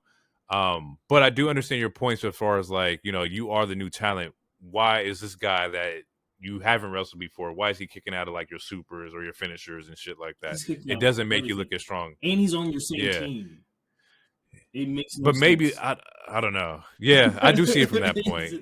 That does make sense. I still enjoyed the match fucking regardless, and I didn't, like I said, I didn't want to, but it was just a lot of good shit. And I'm glad I did, because SmackDown didn't have anything for me either. No, SmackDown was honestly, it was a terrible show. But no, I'm not trying to make you not enjoy the match or anything. I'm not trying to convince you to not. No, but you have valid reasons behind it. Just like, as far as, like, there's different type of wrestling for everyone. I'm of the category, because I'm not too old man, but I am of the category where it's like you have to tell a story, and at least the story has to make some sense. Because again, where it's like, you know, we talked about, you know, before we started recording, we talked about DBZ and, like, all these other fights, and, like, we talked about shit, and, like, we talk about anime and we talk about movies. It's about the two characters, and it's about the story that they tell when they fight. And the story is, oh, I'm fighting a nigga who's on my team, and even though he's a nobody, respectfully, he is a nobody. He's tanking all of my best shit, and to me, that doesn't make you look good. If I'm not mistaken, I thought Kyle was part of, like, his faction of, like is he I think this is the Aussie Open, like, is that, like, yeah, but the team that, even then, as far as the American audience go, that was not that was not an over team. And again, no one knows. I mean, they were signed. I think they're signed to AEW too. But point being is that this is who you train with. This is kind of like fucking Goku fighting fucking Gohan or some shit. It's like you're training with somebody in your team. That's a terrible analogy, by the way. But my point is that, like, you're in the same dojo. Let's spar. Let's go out there and scrap real quick and just show people that we can get down. That's how, like, I would look at it. Yeah, but that's like Goku. That's like Vegeta fighting Tien to a stalemate. Vegeta's beating the shit out of Tien. Tien is strong, yeah, sure. But they are not on the same fucking level. So why is this going 50-50 for 20 minutes? It should have been an 8-minute match. Is your point more so, like, it shouldn't be as long? He shouldn't look as strong if you are that guy. Yeah. Like, if you're the guy, yeah, okay. You're building, you're trying to build this. I mean, granted, AEW is already accustomed to Ospreay, because AEW fan base, they usually watch New Japan stuff, and also Ospreay has been in multiple AEW matches already. But again, Kyle Fletcher's respectfully, he's a nobody. Why is Ospreay? But I think that was a good point to like put him out there though, is that because you are quote unquote a nobody, that what better way to get out your talent and show you that you can be somebody and elevate the TV title and at the same time against going against Will Ospreay and taking him to like the ring or whatever. Yeah, but it doesn't make sense when it's Will Ospreay's second match and it's also the same person on his team. And if they were already a tag team together, and this is the new hotness. I mean, he was always the superstar, so it's like I don't know. And plus, I think it's just a young talent too. Like I don't know. I see what you're saying, and it's like your second match. That's just that style of wrestling. That's just what I've seen from like the clips of the craziest shit in Japan and people were kicking out of everything. Like that's just what I've picked up from that. Right.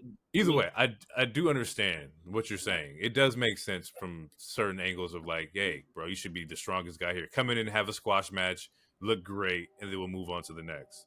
I mean, it didn't have to be a squash, but it could have been a competitive. It could have been similar to the fucking what was that competitive squash? I don't know. It could have been a competitive squash. It didn't have to be one.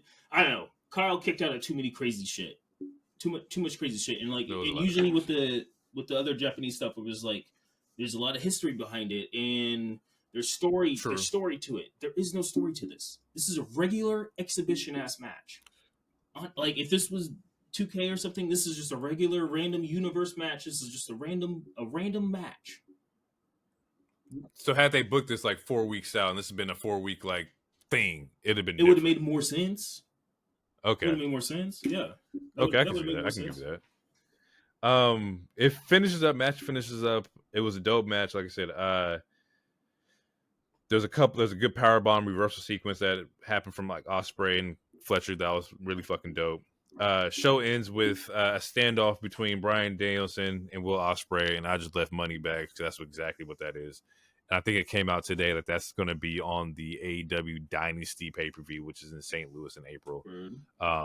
So yeah, Bryan, Ospreay, book it. I'm here for it. Yeah, that was AEW. Real quick, we're gonna take the audio break real quick, and we get back from the audio break. We're gonna go into SmackDown and put that gospel on you. Yes, boy.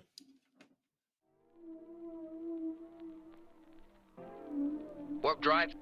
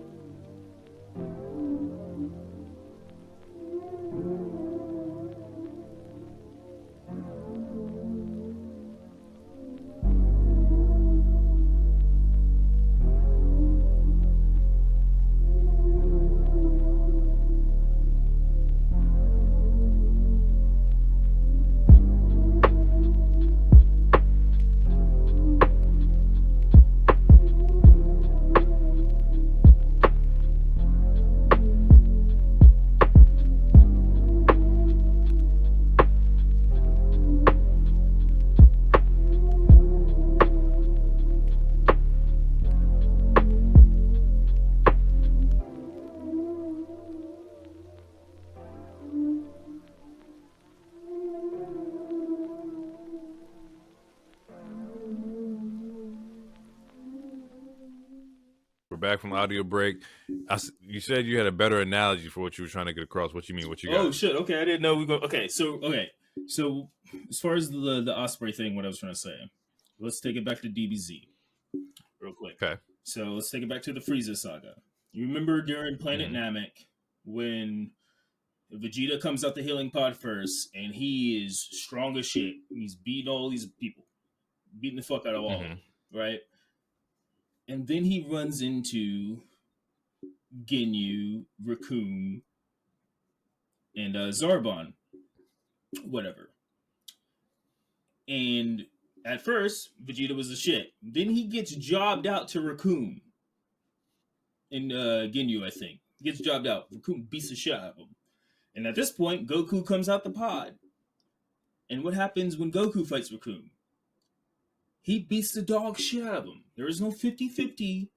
Like, you see the established, in just those couple fights, you see the established power rankings where, for a couple episodes, Vegeta was the strongest person on Namek for a hot second. Like, not including Frieza, until we see Ginyu Force, right? And then Right. he gets out the healing pod. He's the strongest motherfucker there. He's beating the fuck out of everybody. He runs into Raccoon and Ginyu. He gets his shit wrecked. Goku comes up. I'm healed now. That's the new power ranking. And he doesn't go 50-50 Raccoon. He beats the dog shit out of him. He beats fucking Ginyu until Ginyu changes. And then Goku gets hurt again, and then he has to fucking heal. And then since then, Vegeto's healed, and he's a little stronger. I mean, that's whole Saiyan stuff. But the whole point is that there's an established power ranking, and you cannot sign a new hot talent who's super over as fuck, such as an Osprey or even a Okada, and there's other people you can list, and then you have them. You can't have every battle can't be some 50-50 anime shit. Sometimes people have to job and take a quick L. It can be competitive. It doesn't have to be the Lesnar versus Kofi shit. It can be competitive, but if you're trying to establish like legit power rankings, not every battle can be tooth and nail, and everyone's scratching and calling for the last move or the last maneuver. Like, some battles have to be like, I'm that person. You're not on my level. You're not in my ranking. I'm that shit. You're still good, but you're just not on my particular level. So, okay, would it have made more sense than instead if it wasn't Osprey, it was like Takeshita Fletcher, and Takeshita beat the hell out of Fletcher to show you that, yeah, he beat me, but you can't beat me, kind of thing. Like, does that make like the power ranking? Would that have made more sense? To me, yeah, because as of right now, you're like, I don't know how many people are in that stable or faction, but as of right now, clearly Osprey's the strongest one, but he's going tooth and nail with both the other two people, and to me, Takeshita is the best. Is way better than Fletcher still. So it's, I don't know. It just makes the power rankings confusing. Yeah, I see. I guess like I guess I look at it from like, if we were using like another DBZ analogies, like in this version, Osprey is like Beerus when he first fought Goku. It's kind of like, oh, I'm surprised that you kind of like you're holding up. That's kind of how I see it. Is that like, yeah, you're still the god and you're strong as fuck, but this dude right here is like, he's trying to like come up. Maybe that's how it was played out. The way it should have been booked is, and I said it earlier, Tien. When Tien had that moment with Cell, and he did the tri-beat cannon like 5 times, that was Tien's best fucking moment. I don't think he's had a moment as better before that or better after that. That was his shining ass moment. All he did was hold the line for a little bit. He wasn't going to beat Cell. There was no way he was beating Cell.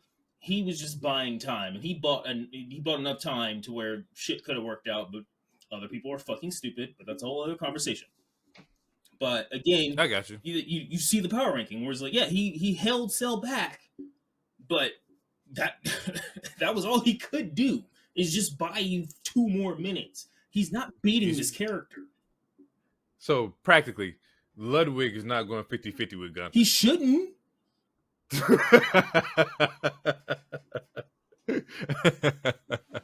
I mean, I would. Okay, how about this? Okay, if Gunther was to fight Ludwig and Giovanni separately, Ludwig should last longer than Giovanni, but at the end of the day, neither one of them motherfuckers is beating Gunther. And you think that it wouldn't be like it would be a competitive squash if they did. It should be similar to Dom's match. Okay. Dom looked, see. He looked strong, but there was not one time that I thought Dom was going to win.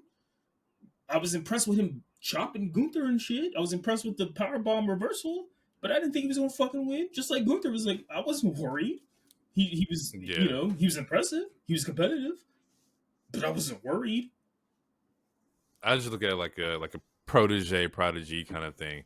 But either way, dope match. Kyle Fletcher is a young kid. I think he'd be really cool coming up. Hopefully that momentum carries over into the Ring of Honor. Is he young? Nigga, look 36. 25. Damn. I did look up his age. He's 25. Skills. Fuck. SmackDown. Bloodline. Let's talk about it. Let's talk about the show. All right. It starts off with Logan. Boo. Yeah, good promo. Boo. It was a good promo. Good promo. But I mean, this could have been in the news, but it made sense to just wait for the story. Or until we went to the breakdown. But he announces that Prime is now the official sponsored beverage for all PLEs. So get this big ass Prime bottle in the middle of the mat. For all PLEs for at least 2 years. And it's official. Like they dropped the document saying that the Prime is signed on to be like the drink for WWE, which from a kayfabe standpoint, boo, Logan Paul, boo. Yeah. But from a business standpoint, that's fucking genius, bro. Like shout out to that man. That's a bag. Smart money. Yeah. It's kayfabe boys, great. He brings out KSI. Second time bringing out KSI. Randy music plays. He's nowhere to be found. Typical Randy. He tries to hit Logan with the RKO. Logan reverses it. And then we get KSI knowing what his fate was going to happen. He was just sitting there praying. Turns around, eats an RKO, sells it very well. Surprised he's not trying to join anytime soon. But again, wrestling is hard. But there's a cringe spot in here. There's a cringe moment in this, and because the whole time he's like, Logan's like, UK is on KSI, UK is on KSI, and the crowd starts chanting USA, and I'm like, I hate it. I don't know why it makes me cringe so much when they do the USA chants in WWE, especially when it's a talent from the UK, or when we had the whole Muhammad Hassan, even though that was supremely racially motivated. I hate that chant because it's usually directed towards somebody who isn't from, the United States, but it's a weaponized, we're the guys over here. It's us over here. It's hey, relax, bro. We know where the fuck we're at. We're in Dallas, fucking Texas. Of course we're in the fucking USA. Either way. Yeah. I'm not. Yeah.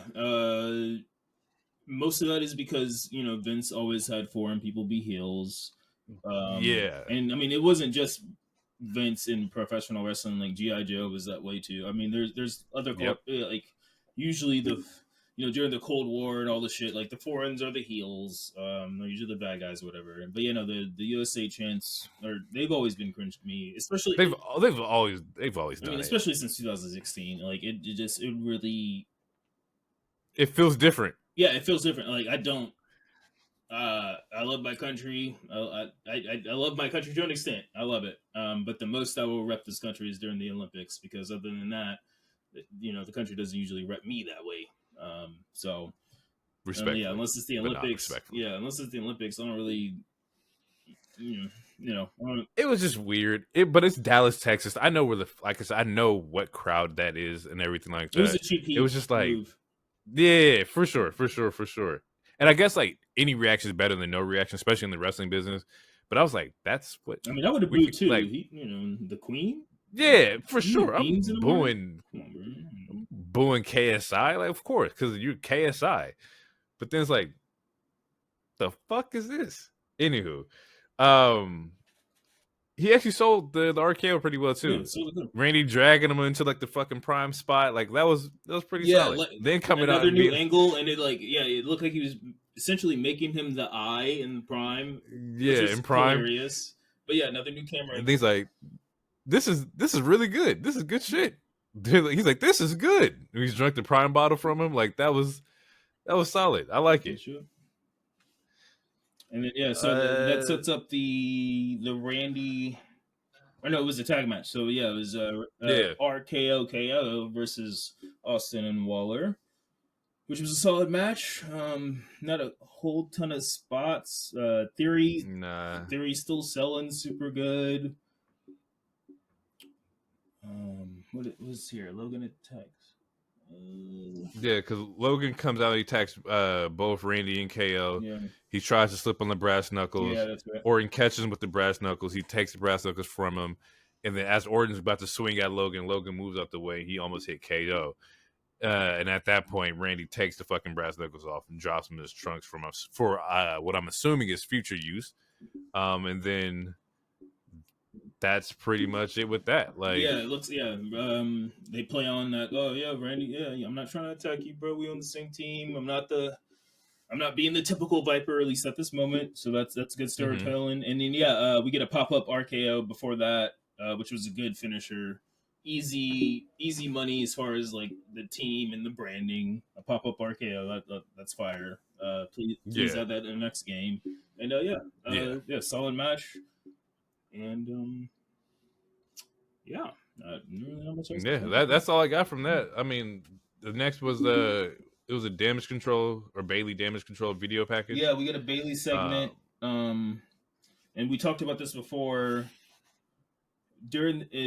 Ever since they hired long-term writers that pay attention to the story, and also ever since Triple H fully took over, they pay attention to the stories. Like nothing is forgotten.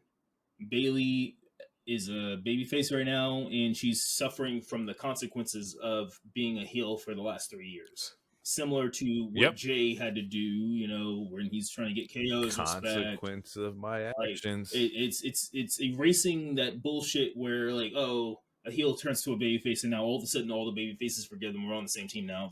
Like no, it's not hunky. Like it's bringing realism to it, to where we get a segment later with Bianca, and it adds more realism to it. Towards like, oh, I mean, I'm supposed to feel sorry for the person. This person's been a fucking asshole for 3.5 years. I can't feel sorry. So Bailey has a good promo. That was actually the promo after too. Yeah, no, it was. Yeah, it was. Yeah, so we get the Bailey segment, super cool. She talks about pain the last 4 years, and then as that segment ends, you see Naomi watching it on TV, and Bianca, pops up and is like, "Girl, I know you ain't watching this and feeling sorry for her." And Naomi's like, I feel kind of bad. And Bianca's like, look, no disrespect, but you ain't been here for the last couple of years. She's been an asshole. She deserves this. Yeah. But look, hey, I ain't gonna be a hater. I wish her luck at Mania, but this ain't my business, so I'm gonna see my own. And then she left. So essentially, it's like, and again, it's similar to like how Drew felt. Like, so there's some people that speculated that, oh, maybe this is she's saying similar things to what Drew was saying about Jay. So maybe she's turning maybe she's turning heel soon. I personally don't think Bianca's turning heel soon because she kind of reminds me of Cena to the point where it's like she could be over for the rest of her career. She doesn't necessarily have to turn heel. If she does, it's fine. But you could book her without turning her heel. So I'm not going to automatically assume they're going to turn her heel. I think this is just storytelling in the sense where it's like, I'm not going to just easily forgive and forget. Bully Bianca would be fucking insane. But I think that's also what you would save that for Jade, because Jade's not going to be a face. I wouldn't book Jade as a baby face when she comes out. Jade's going to be a face. You think so? I mean, she was a face during Rumble, essentially. Yeah, I don't know. She's Jade's starting off as a face, or at least a neutral person where it's like, I'm just here to make money, get belts, and beat anybody's ass if you step up to me. But that's what I'm saying. That whole angle of make money, get belts, it's perfect for like being like a heel. Like you just don't care about nobody. You just want to come in, fuck shit up, and let me get paid. You know why I'm here. Yeah, but that's not essentially. You can have those attitudes, and that's not essentially being heel. That's all what it takes to be heel. That's essentially that's just you being a tweener. Like you're anti-hero at that point. You're here to do your business, get paid, and get some belts. Like unless you're attacking baby faces and breaking into motherfuckers' homes and all this other stuff, you're not like yeah, essentially that would just be her being a tweener. But and yeah, I think they're gonna start her as a face because they're just like how they're pushing Bianca, which is again why I think they're gonna be on separate shows. Is that like I mean she's built like a fucking superhero.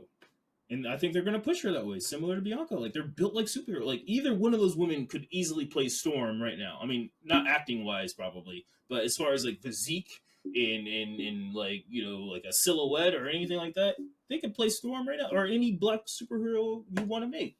They look like Greek goddesses. I don't think they're gonna. Yeah, I don't think they're gonna start. I think Jade is a. I mean, Jade or Bianca could easily be healed. Bianca's been healed before. She's good at it. It's true. But based off of the Rumble appearance, I think they're gonna start Jade as a face, and then we'll see what happens. But I think they're gonna start as a face because they want her to be cheered, which is why they've been letting her simmer this whole time. They want her to be cheered, which is why she got the pop that she got also.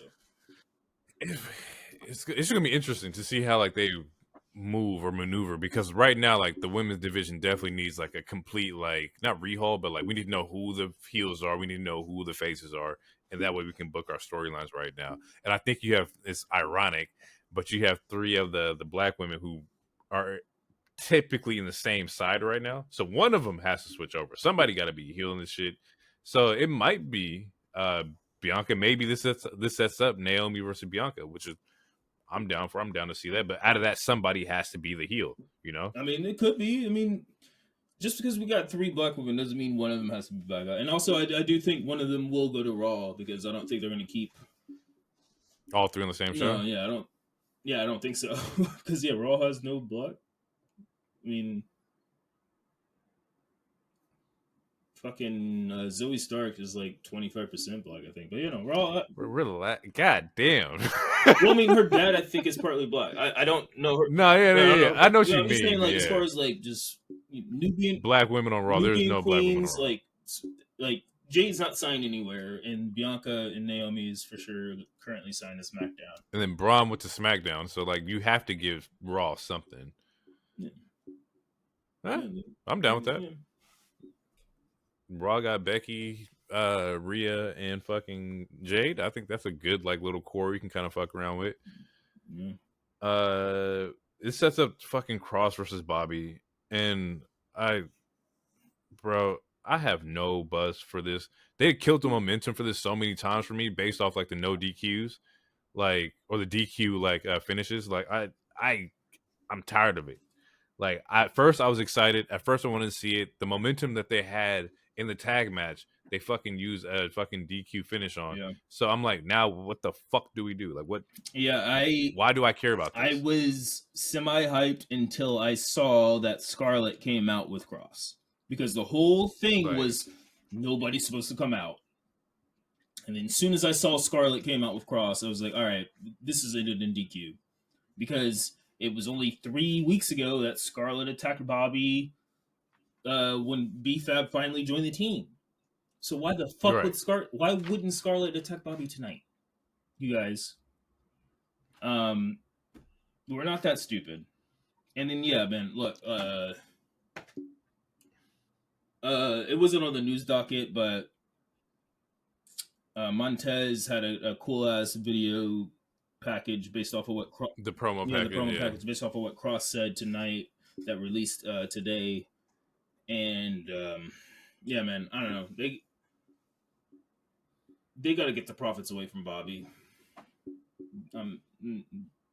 You can keep Bobby and Fab together, but Bobby and Profits, the pride or whatever you want to call it, it's not working. It's not. He is a charisma vacuum, which is how I also feel about Rock, and I will get to that later. But it's because you're like you're not putting them in trios, tag matches. Like there's not even like a manager segment where like Street Profits on the ring while Bobby's having this one-on-one. It's like everybody got groups. Why in the fuck are y'all having one-on-ones? And it's like, oh, Scarlett interferes, and then AOP comes out, and then the Street Profits come out. It's like, bro, like we both know y'all got clicks, so let's not beat around the bush here. Like I don't know. I won't necessarily put it all on Bobby. I just think that like as far as the pride goes, it's on Bobby. Both like Bobby and Cross are very similar right now to where like, they don't have like watch value. Why am I watching you? You know, like Cross in me in particular, Cross just doesn't do anything for me. Like I remember seeing him in like NXT where he had the bald head and he was out there running a fucking, you know, amok and whatnot, doing crazy shit in NXT. And then he gets dropped. He comes back. I'm excited. He has the little segment of Roman, but that doesn't really go anywhere. And it's just a lot of bouncing around and fucking up of like character development, which is probably based on around like VKM and the bullshit that he likes to do. But I don't know, man. I don't have anything for it. I won't put it on anybody in particular. I would just say that like y'all gotta, the booking wise, they gotta stop fucking around. Well, like just give me something. Yeah, I feel like there's two things you can put the booking on this feud as far as why it's not getting super over, because yeah, like every match cannot end up with a DQ. It's stupid. It's not getting any team over. When you said Bobby and Cross are similar, you're right. Bobby and Cross are similar. They're both buff. One's buffer than the other. They both lack charisma. Cross has more charisma than Bobby, though, and they both can't talk. But Cross can also talk a little bit better than Bobby can. The Final Testament, I'll give you that. The Final Testament has two managers. No idea why, but both of those managers aren't talking that much. AOP, I keep harping on it. They don't match the Final Testament aesthetic, because why are they wearing vests? It makes no sense. And yeah, Street Profits. They are the most out of all. How many people is this total? Like that's like what 10 people total in both factions. Street Profits are clearly the most charismatic. They both can talk. The fact that they have to use video packages that don't get aired on TV to stay hot or get over is kind of frustrating, because they're technically the two best pieces, which is why I just don't want them with Bobby. I do see what you're saying. Is like the ones who are suffering the most out of this is probably Street Profits. Yeah, because they're so fucking good, but your momentum is getting fucking killed every fucking week. Yeah, they should be fighting because Judgment of this Day feud. right now, but instead, Absolutely. Yeah, they're or Pete and fucking Tyler or something else. Just get away from. I mean, even shit. the AOP match last week was good, but the story that's going on is not good. Yeah, but that's based around booking. That's not a them thing. That's not a talent thing. That's you got to put that on the director. Yeah, no. Y'all can't produce these matches like that's right. Yeah, no, that's what I'm saying. That part is based on the director, but as far as the pride goes, I do not want Street Profits with Bobby. Like Hurt 2.0 or whatever you guys want to call this shit. It's just not working. It does not work for me. I let it play out. It's been 3 or 4 months. It's not hitting. Separate them. Bobby. Maybe that's what made Hurt Business work. It wasn't Bobby, it was MVP. Maybe MVP was the one that like kind of kept the momentum flowing a little bit. Right, and then, during the Hurt Business. And then Cedric and Shelton, they were like MVP was the mouthpiece because he was the best mouthpiece. Bobby right now is the mouthpiece of this team, which makes he should not be. B-Fab shouldn't be, and Montez could be, but if you make Montez the mouthpiece, then it makes it look like he's the leader, which causes other issues. So the best thing to do, which is ironic because his promo was like, "I'm not the leader unless they want me to be the leader." Like that. That's funny. That's a good little tie-in right there. Yeah. I don't. We'll see how this storyline goes, man. I'm giving it until Mania. I mean, I'm already over it, but I swear, like, bruh, if this is not, if this was, it weighs SmackDown down. I don't want to. Yes and no. Yeah, yes and no. Well, based on where they put it, like they put it in the middle of the show, so you get all these highs from the intro. So the Logan Paul to the Randy match, very high. You're riding a fucking momentum wave, and then the next match is fucking Cross and Bobby. It dips fucking back down, and then you end the show with fucking Bloodline. You need a better mid segment of your matches. Yeah, honestly, this show was just ass. Honestly, I mean, but you are right. You are right. But no, yeah, the show was ass. But no, you are right. You need there's two bright spots in this in this show, and the thing is, they should have got one of them. Should definitely got a longer like segment than like this fucking bullshit. So we'll get to that, but like everybody comes out. AOP comes out. Profits come out. BFAB chases Scarlett away, and that's how like the match ends. We get a Dragon Lee Legato promo, where Electra Lopez is saying Lee looks like a kid dressed up as Ray, and that LW is dead. They push Lee down and walk away, which sets up the match for Lee versus Angel Garza. Angel Garza. Yeah, my bad. Oh, was it Umberto? I don't remember. But yeah, no, yeah, it was Garza. Yeah, essentially, they called him a cosplayer. It's like, you ain't no Rey Mysterio, nigga. Yeah, Just nigga wearing a mask, bro. Get another Hall of Fame graphic with Paul Heyman, Nakano, and the U.S. Express. Then we get the Stratton versus Meechin match, which this is one of the matches I think should have been longer. This match didn't even get a first like ad break. Most matches get like, oh, we'll be right back. No, this bitch was over before the ad break even happened. Yeah, it was like a 5-minute match. It was good. It was a solid match. One of Meechin's better matches, and Tiffany won with no cheating compared to last week also. And it looks like it's setting up Meechin for some shit because she also had a random backstage thing that wasn't aired. What do they call it?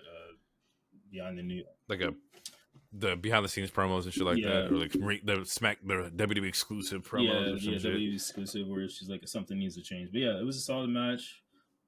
We got a good. Yeah, it was a good women's match. Dope backflips into the elbow. Like Stratton's a fucking star. We said it last week. We're gonna say it this week. Like she's fucking good. Wish the match was a little bit longer. You can definitely tell they shit got cut short. We then get an AJ Styles promo against LA Knight. Basically, Knight stole AJ's momentum. Knight is saying that Knight's overachieving. He needs to be humbled. LA sees the promo and then lets out chair shots to this Panasonic TV that didn't deserve it. I don't know what this Toshiba did. He attacked that TV like he lost a bet to his favorite sporting team. And honestly, it was funny because he was attacking the TV. He's like, and he was talking to the TV like it was AJ. And it was like, God damn, bro. It was good. LA knows how to make the most of whatever time he gets. It's true. We talked about that too. Like he'll make everything count. Yeah, both things were good. And then we get a New Catch Republic. It was essentially a 2K promo, which the game was fun, or it is fun.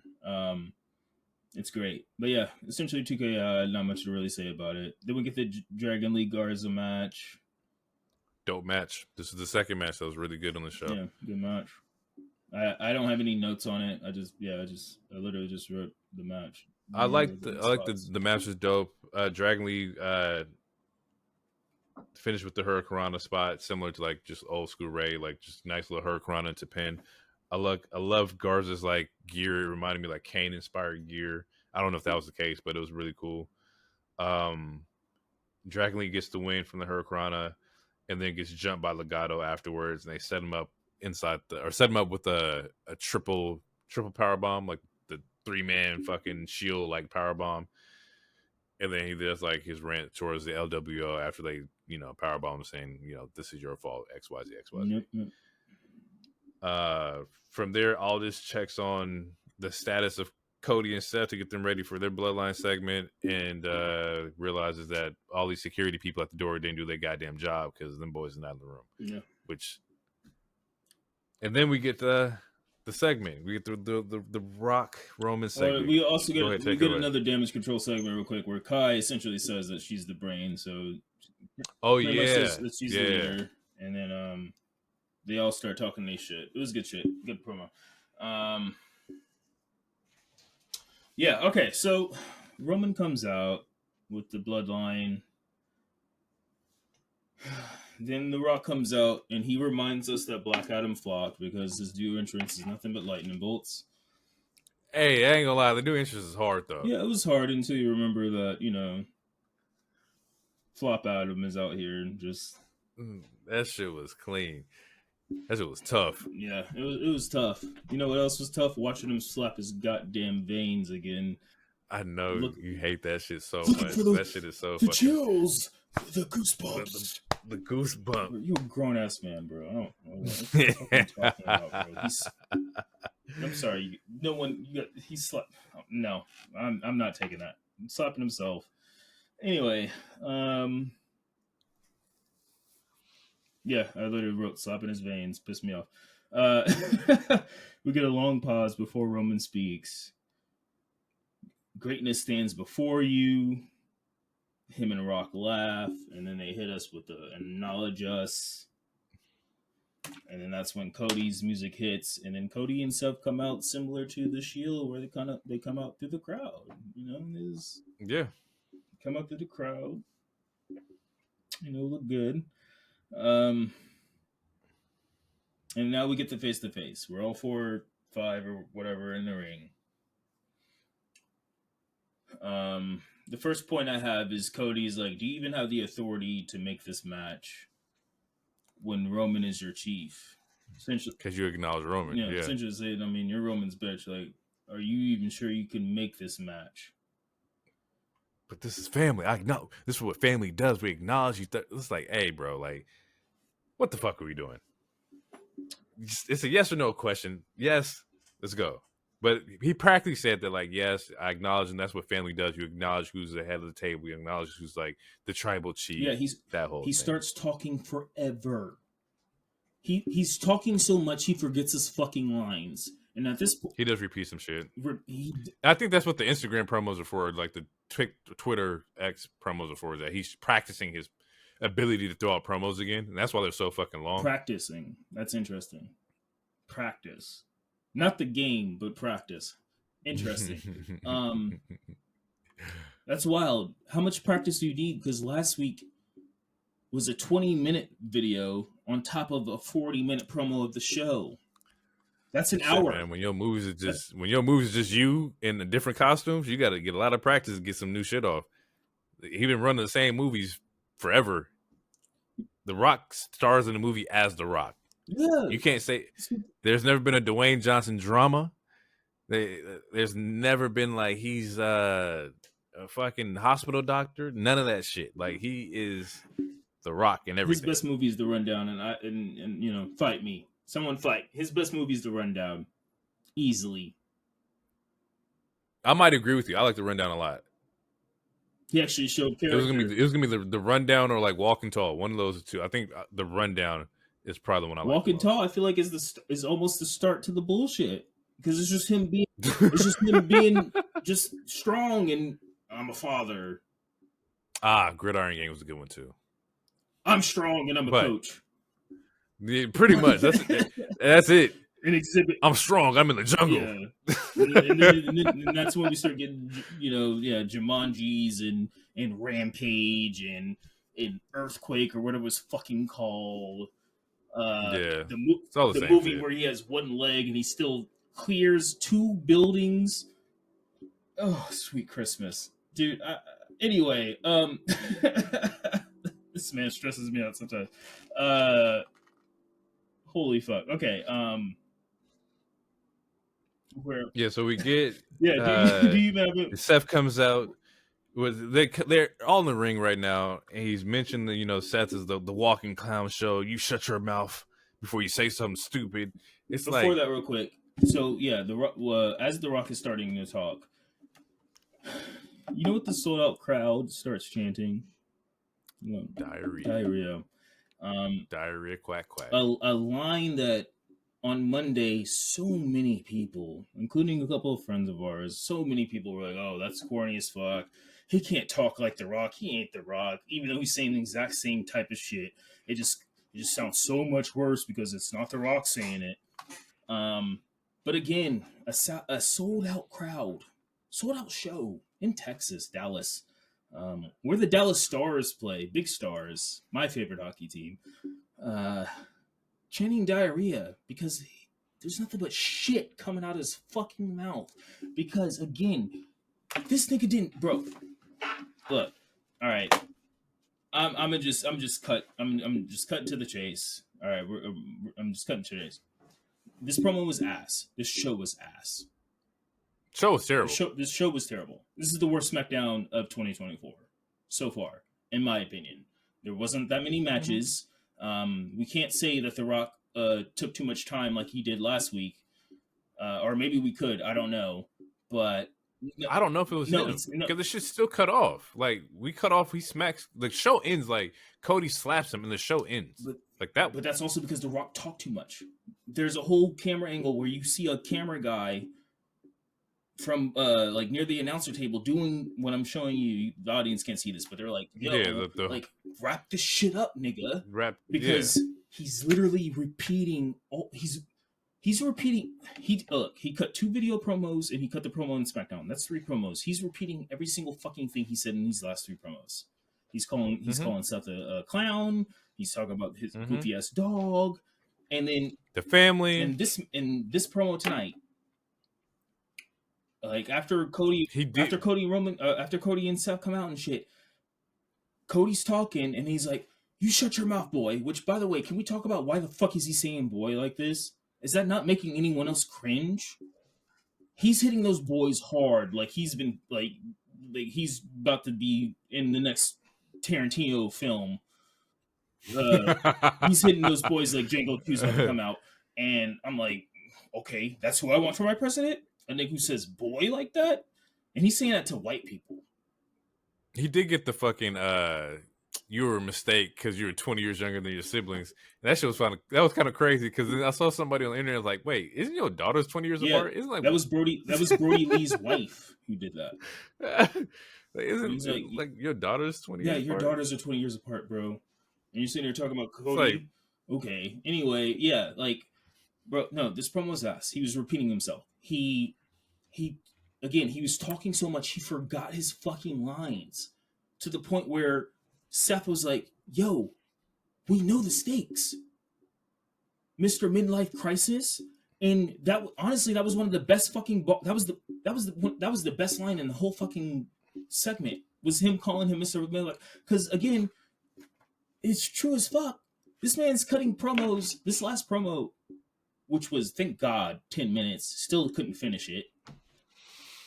10 minutes. I listened to it in the gym and I don't remember anything. I just remember him in the fucking cowboy hat, and that shit was funny. I got through 4 minutes and I couldn't do it because he was repeating himself in that. And the best part of the last 2 weeks in these promos is that he's cutting them in empty places and he's talking shit about a dog.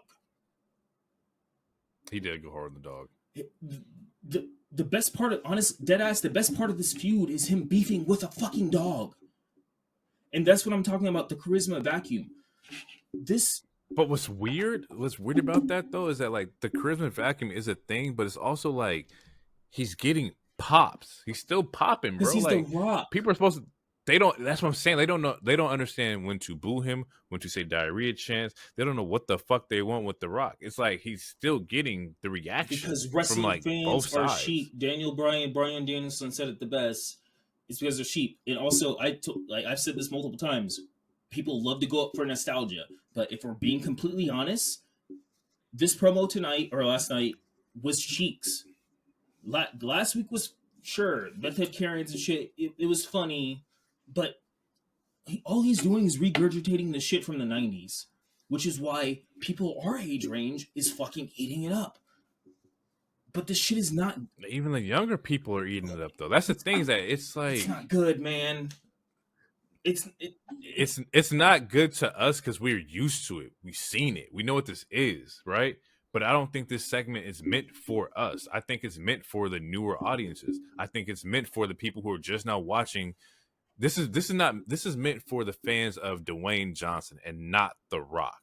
This is for the people who watch Jumanji, who watched like all his other shit. This is not meant for us, bro. I disagree. I counter that because that's why he's going heel. if it was not meant for us, I do not believe he would be going heel. He is the biggest action movie. He's the biggest movie star in the last. He was forced to go heel though. Was he? Yeah, we want Cody Chance breaking out over. Not we want Cody Chance, but we want Cody trending. That was a force. It was because of the way they handled the bad situation. They could have still pivoted. But look, even if they would have pivoted. That shit would have erupted even more. And you need the fucking buys on Mania. Like you gotta give them what they want. Bro, the show is already sold out. We can only talk about it's good for business as much as like we can only say that so much. But WrestleMania sold out after last WrestleMania. It was already sold out based off the implications that we were going to get Roman Cody 2 without The Rock. The Rock added more sales, yes, sure, but shit was already sold. Every show is sold. House shows are sold out. And that's without The Rock. That's without a Roman. But the thing, even with that, it's like, what I'm gonna keep going. I'm gonna go back to the fucking whole day one shit. Like day one shit, Rock was a face. That Rock was supposed to go against Roman. So like, when I say he's forced to, he was forced to because of how they handled fucking Rumble. Have they not gave Cody the Rumble win? Let's say they gave Drew the fucking Rumble win, you wouldn't be in this fucking situation. But because they gave it to Cody, you already know, well, if Cody wins, we want him to go against Roman. Why would he go against Seth? Which fucking fucks up your whole trajectory of Rock and shit like that. Like, I don't know. This pivot feels sloppy. The pivot that they're doing, it just doesn't, it's not resonating. It's funny, but it's not that's the thing. I don't Mania moment yet. I'm still of the belief that it's not a full pivot. I honestly deadass think that this was the trajectory all along, and they just fumbled that one particular SmackDown with Cody giving his spot away. I don't know if it was a pivot, and even if it was, look, The Rock should be a heel. I believe The Rock should be a heel because I think it should set up Rock versus Roman as Roman being the babyface. Because Rock being a heel is more interesting than Rock being a face. But I think Rock being a face is easier because he doesn't, like, the promos would have been easier. That's why he's so shaken up, is that, like, the Rock promos as a heel, he wasn't prepped and ready for that shit, even though it should already be in your fucking veins. Well, the Rock being a face is him cutting those America promos that he cut on Jinder Mahal. But that's what I'm saying. Those are easier to do. For Rock to come out and be like, y'all want Rock to be president? Those are easy fucking promos compared to coming out and I gotta diss Seth and I gotta diss Cody without even knowing who the fuck they are. He knows who they are. No. What I know that, but what I mean is that, like, you're not, like, the history of, like, okay, well, when did Cody become this and when did Seth become this? Having, like, contextual shit for your promos. Like, well, you just got to come out and say somebody's ass. Like, what are you gonna do? You're gonna clown Seth for how he looks. You're gonna talk to Cody about. And I'm going to get to that. How your disappointment from your fucking father. Like, there is no promos in his. There's no real work in his heel promos. That's where even though I hate his heel promos, that's where I do have to disagree because I feel like him being heel is getting a bigger reaction from everyone. Like, because they're bad. But it's not just because they're bad. Like, last week wasn't quote unquote bad. Everyone loved last week. Everyone loved loved that 2-minute promo. We talked about, but he was attacking the fans, and that's what made that easy. Right, but he also called Seth. That's the first time he said the clown emoji. That's the first time he talked about the goofy ass dog. People like heel Rock. Heel Rock is getting a way bigger reaction than face Rock would have gotten, whether he was fighting Roman or whether he was fighting someone else. Heel Rock is up. Heel Rock is better. But what Heel Rock is saying is still ass. Like, and the reason why I'm calling it a vacuum is because based on tonight's show, Roman looks the weakest out of all four of them based off of SmackDown. Yeah, and I was getting into that too, because I saw, like, he had the fucking cross-dresser line. And I was like, hey, what? Ass. And I don't want to hear about, it's a softer generation. I don't want to hear about, you're going to survive in the Attitude Era. And I hate that argument. I fucking hate that shit. Like, and to me, I don't know if it's quote unquote whataboutism. I don't know if it falls in the umbrella of whataboutism. But every time someone says some dumb shit, and the only counter argument is, "Oh, you wouldn't have handled the Attitude Era," bro. No, Nah, I grew up in the Attitude Era. I could easily handle it. But what this motherfucker is saying in 2024, it's weak. that's what I see. Lazy. Yeah. That's what I said. Cross dressing in 2024 is nuts, bro. It's lame. It's lame as fuck. He's fucking. If this was 10 years ago, he probably would have called him a trans, or he probably would have said the F word. And that to me is lame. It's cheap ass heat. I don't even think, honestly, and maybe I'm giving him too much credit. I don't even think MJF would have called him a crossdresser. MJF would have figured out something way more clever, way more fucking clever. It's ass. And like I said the other week, if the only insult, because again, Roman has never beat Seth one-on-one clean, and the only insult you guys can say is that he's wearing his wife's clothes and he's like, that's the only insult you guys can fucking come up with. Like, dead ass. That's the only thing you guys can come up with. But motherfuckers were talking for 8 hours about, Seth said diarrhea. How childish is that? Even though Rock has called motherfuckers Rudy Poos and said John Cena is like a box of Fruity Pebbles. And he said New Day's horns were llama penises. But Seth saying diarrhea is too childish. That's where we draw the line.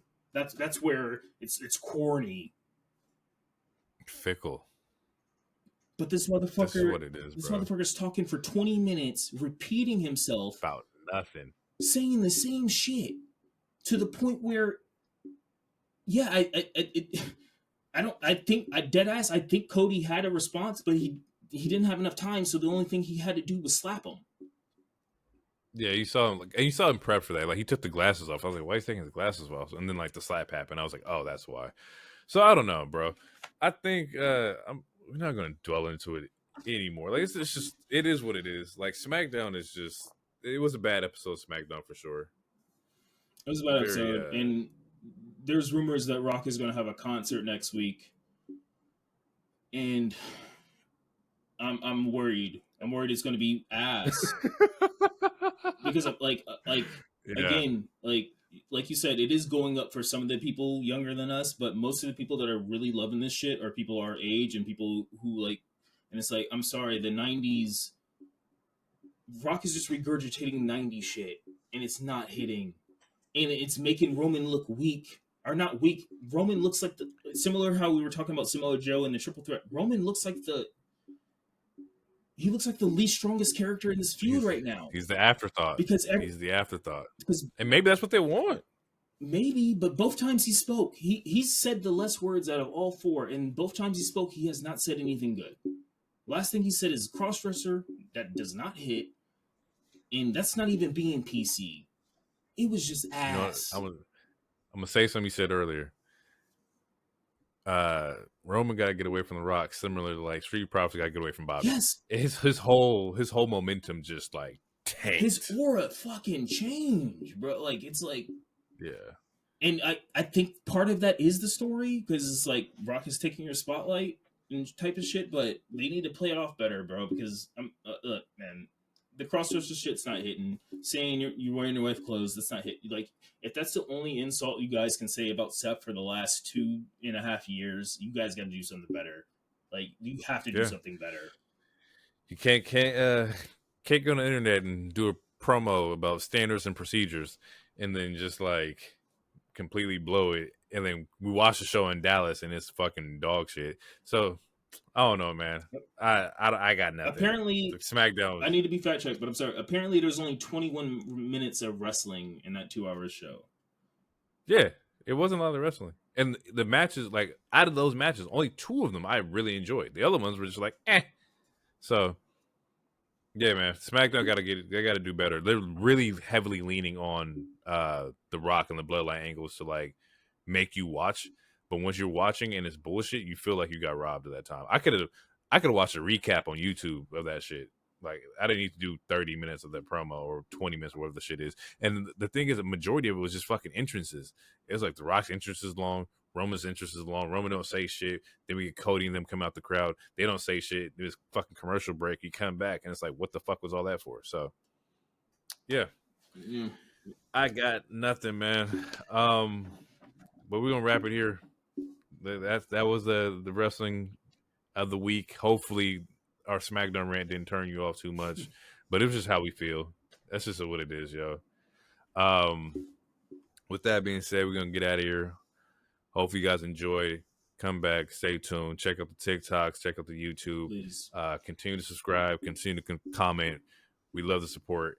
And yeah, we'll catch you guys in the next one. Hopefully, SmackDown's better next week. SmackDown do better. Paul, H, game, shake shit up, man. Let's get it back on the track. It's Mania season. With that being said, we out. Right. Peace. Worship yourselves and too sweet.